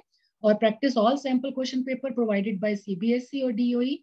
Right the correct formula, write the correct formula, this is for students, कि उनके दिमाग में जैसे ही आए कि ये वाला इस चैप्टर में से क्वेश्चन है, उस चैप्टर का फॉर्मूला उसके माइंड में स्ट्राइक करते ही वो सिर्फ मन में सोचता ही ना रहे। उसका हो सकता है उसको आगे का स्टेप ना आता हो, उसको आगे का क्वेश्चन नहीं आता, तो उसको बोलो वहां छोड़े नहीं, वो फार्मूला ही लिख डाले, कुछ तो लिखे, जितना डाटा समझ में आता है उसको लिखे।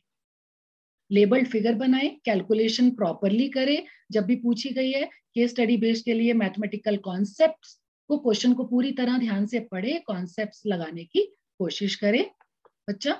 और थ्योरम्स के लिए गिवन टू प्रूव कंस्ट्रक्शन का भी अगेन बहुत रोल है। अगर 4 नंबर की थ्योरम है तो ये given to prove figure construction ही अपने आप में 1.5 से 2 नंबर बना लेते हैं। तो अगर बच्चा प्रूफ नहीं भी जानता, सिर्फ इतना डाटा से उनको कैटेगराइज करके लिख लेने से भी अगर उसको 1.5 नंबर या 2 नंबर मिलते हैं तो कोई बुराई नहीं है। फॉर वर्ड प्रॉब्लम्स, जिन भी टॉपिक्स में है, क्वेश्चन को बार बार पढ़ना है, अच्छे से की पॉइंट्स को हाईलाइट करना है और डाटा लिखना है। Again think the formula required, apply it and do the calculations. हम अच्छे से फार्मूले को सोचें और उसको अप्लाई करने की कोशिश करें। और सबसे इंपॉर्टेंट क्या है कि जो क्वेश्चंस अच्छे से आते हैं उसको बच्चा जब रीडिंग टाइम मिलता है 15 से 20 मिनट का, वो उन टाइम में उन क्वेश्चन पेपर को ध्यान से पढ़ के 2-3 तरह के सिंबल बना ले कि जो बहुत अच्छे से आते हैं, देखते ही बच्चे को क्वेश्चन में लगे अरे ये तो मैंने कल परसों तरसों किया था, फ्रेश है उसके माइंड में मेमोरी, तो उसको वो डबल टिक कर ले। और उसके बाद वो वाले क्वेश्चन जो कहे हाँ किया तो था, पूरी तरह ध्यान नहीं आ रहा, उसको सिंगल टिक कर ले। और जो प्रॉब्लमेटिक लग रहे हैं उनको वो थोड़ा सर्कल कर ले कि सोचना पड़ेगा। तो अब उसको स्ट्रैटेजी ये होनी चाहिए बोर्ड में, पहले वो उन क्वेश्चंस को अटेम्प्ट करे जो उसने डबल टिक किए थे, जिसमें वो कॉन्फिडेंट है। क्योंकि वो कॉन्फिडेंट जिस चीज में है, वो वाले क्वेश्चंस जब वो अटेम्प्ट करेगा और उसका सॉल्यूशन निकलेगा, वो सेल्फ बूस्टिंग या सेल्फ मॉरल, जो बच्चे का आत्मविश्वास जो बढ़ता है वो अपने किए हुए क्वेश्चन से बढ़ता है। बाकी कोई दूसरा कोई उसके अंदर आत्मविश्वास डाल नहीं सकता। जब बच्चा खुद, एक अचीवमेंट की बात होती है, आप उसको 5 क्वेश्चन सॉल्व करके दे दें, लेकिन अगर वो बच्चा अपने आप से एक सिंगल क्वेश्चन भी सॉल्व करता है, उसका कोई कंपैरिजन नहीं है। तो हम बच्चे को यही कहेंगे कि जो क्वेश्चन वो आते हैं पहले उसे करे। एग्जाम में एक बहुत पॉजिटिव सा रोल प्ले करता है, या उसके मनस्थिति के ऊपर। तो ये थोड़ी थोड़ी बातें थी जो हम कह सकते हैं कि हम अगर बीइंग अ टीचर, हमें भी बहुत सालों का सबको एक्सपीरियंस है, बहुत से टीचर्स बहुत कुछ जानते हैं। क्योंकि मैथ्स में हम कितना भी कह लें, आप जैसे मैडम ने फ्लैश कार्ड्स की बात की, तो देख के मैं देख रही थी कि बहुत अच्छी अच्छी स्ट्रैटेजीज हैं, क्विजेज हैं, लेकिन यहाँ पर मैथ्स में इस समय क्विजेज इंपॉर्टेंट नहीं। As far as first term था, वहां पे क्विजेज या इस तरह के गेम्स बहुत यूजफुल थी क्योंकि वो ऑब्जेक्टिव टाइप था। लेकिन इस समय हमें मैथ्स में ये नहीं काम आएगी, लेकिन फ्लैश कार्ड्स काम आएंगे। I took the idea from there, क्योंकि फ्लैश कार्ड्स के लिए हम फॉर्मूलाज याद करने में या ज्योमेट्री की फिगर्स के लिए हम फ्लैश कार्ड्स का यूज कर सकते हैं।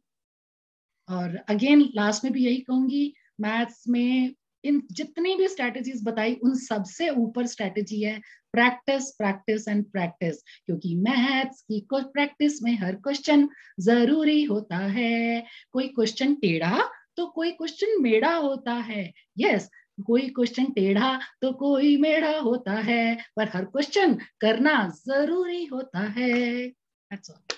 Thank you so much, Veena ma'am. That's really wonderful. I really wish I also, should have maths teacher like you, so that because many of the times it happens, कि बच्चों को बहुत से concept clear होते हैं, लेकिन उनको उसको और अंडरस्टैंडिंग डेवलप करने के लिए टेक्निक्स नहीं पता चल रही है। इतना वास्ट सिलेबस होता है, they don't come to know from where to start and how to start, which is their strong area, which is their weak area. And inculcating such ideas into the classroom, that is more important. हम सबको knowledge certainly बहुत है, लेकिन जब as an educator हम इन सारे ideas को जब अपने classroom में inculcate करते हैं. Ma'am, your voice, you are unmute. Please unmute, Pooja ma'am.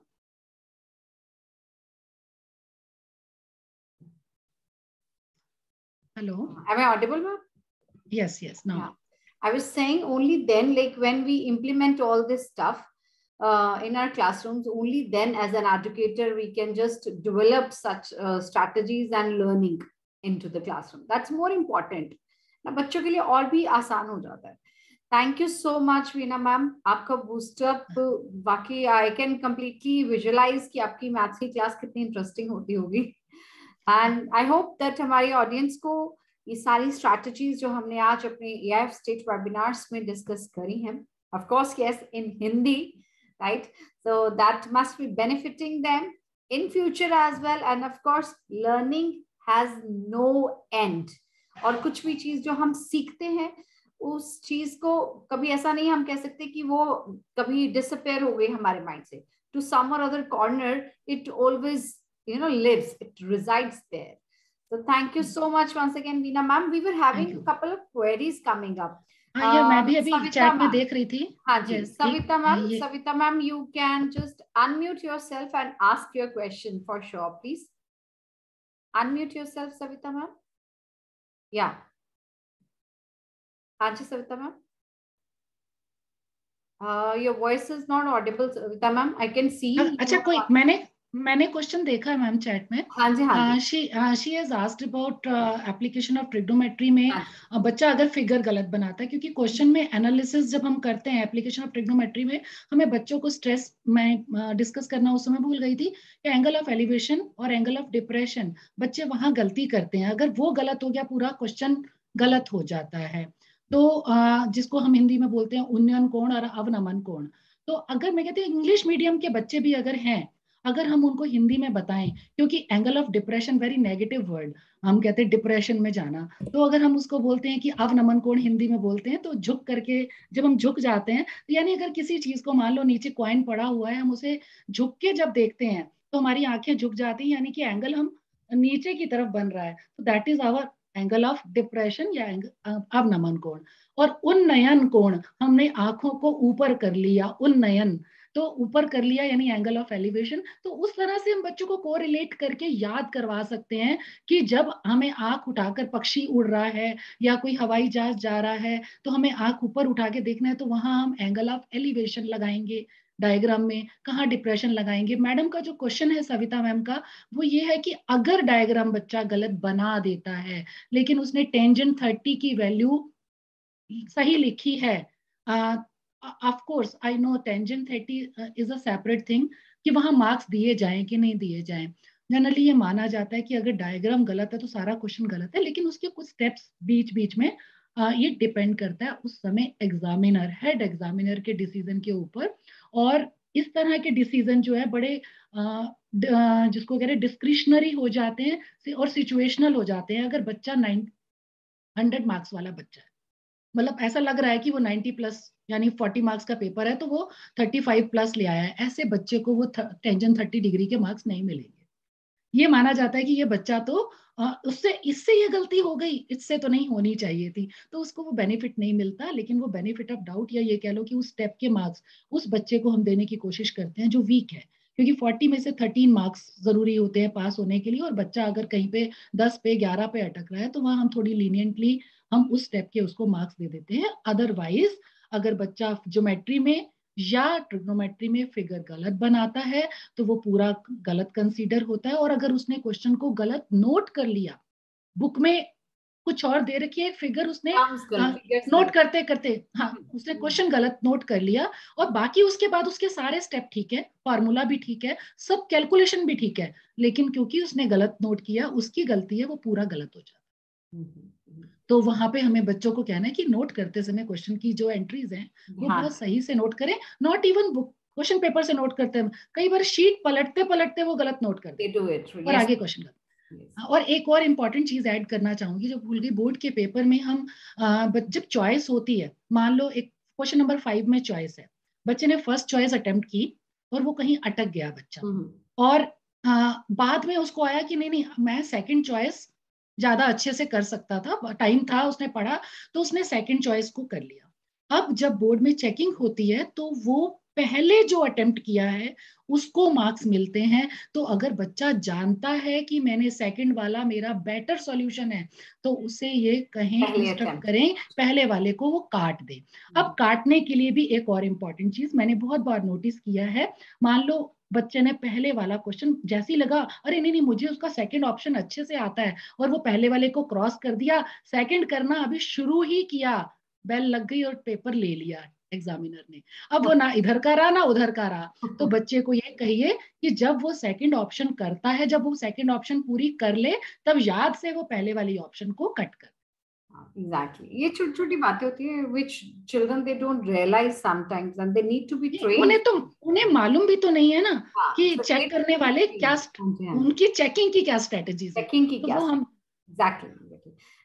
Veena ma'am, we have one more question in chat box. Yes. You can just check it out. Ma'am is asking if child leaves the answer at root 2 and does not put the value of root 2, then shall we give full marks for it? There are many cases, मतलब अगर question 2 ही marks का है, कई बार answer board में भी ऐसा लिखा होता है, सपोज आंसर इज 2√2 या और करके लिखा होता है डेसिमल में, तो वो भी अगेन सिचुएशन अगर बड़ा क्वेश्चन है जिस जो आगे लीड कर रहा है किसी चीज को, उसकी कंटिन्यूटी में कुछ लीड कर रहा है, तो वो √2 को सॉल्व करना इंपॉर्टेंट है। और अगर बच्चे के पास टाइम नहीं है सॉल्व करने का, वो उस समय वहां छोड़ सकता है √2 पे, पूरा पेपर करने के बाद जब वो रिविजिट करेगा, रिवाइज करेगा अपने पेपर को, अगर उसके पास टाइम है तो वो √2 और √3 की वैल्यू याद करा दीजिए बच्चों को, 1.14 और 1.73, तो वो बच्चा उसको कहो कि जब टाइम है, जब आप रिविजिट करोगे उस समय सॉल्व कर लेना, पहले मत करो, टाइम पहले मत वेस्ट करो, अगर कटेगा भी तो आधा नंबर कटेगा। Thank you so much, Veena ma'am. That was a lot to know about. Thank you so much. So dear audience, I hope all of you have got, मैंने certificate link और feedback link circulate कर दिया है chat box में. I hope all of you have got it. Once again, I'm thanking on behalf of AIF platform to all of you for being so patient listener and developing your learning as well. Thank you once again, Veena ma'am also. मैं certainly, without forgetting, I'll thank Matthew sir, who is the founder of AIF platform, जिनकी वजह से we are so connected with each other on this digital platform. A great thanks to him as well. So, dear audience, we'll be meeting again next month with our state series, another webinars on new topics, because हमारा नया session start होने वाला है, और मेरे ख्याल से educator का न्यू सेशन एक न्यू ईयर की तरह होता है, for which we have to plan a lot and we have to gear up a lot. So we'll be meeting you guys in next month with some more motivations, encouragement, preparation and strategies. Thank you once again. Thank you everyone. Thank you Mini ma'am. Thank you Sampath Rao ji, and thank you Savita ma'am. Thanks for your all lovely questions. Thank you Aarti ma'am. Thanks to each one of you. Thank you Meena Chauhan ma'am. Okay, dear audience, we'll be taking your leave. We'll be surely putting up the video recording into the group, so stay tuned with us in the group. Thank you, Veena ma'am. Thank you so much. Thank you, Pooja ma'am. And thank you, lovely audience, for staying connected and asking questions. Thank you. Thank you, Aradhana ma'am. Thanks.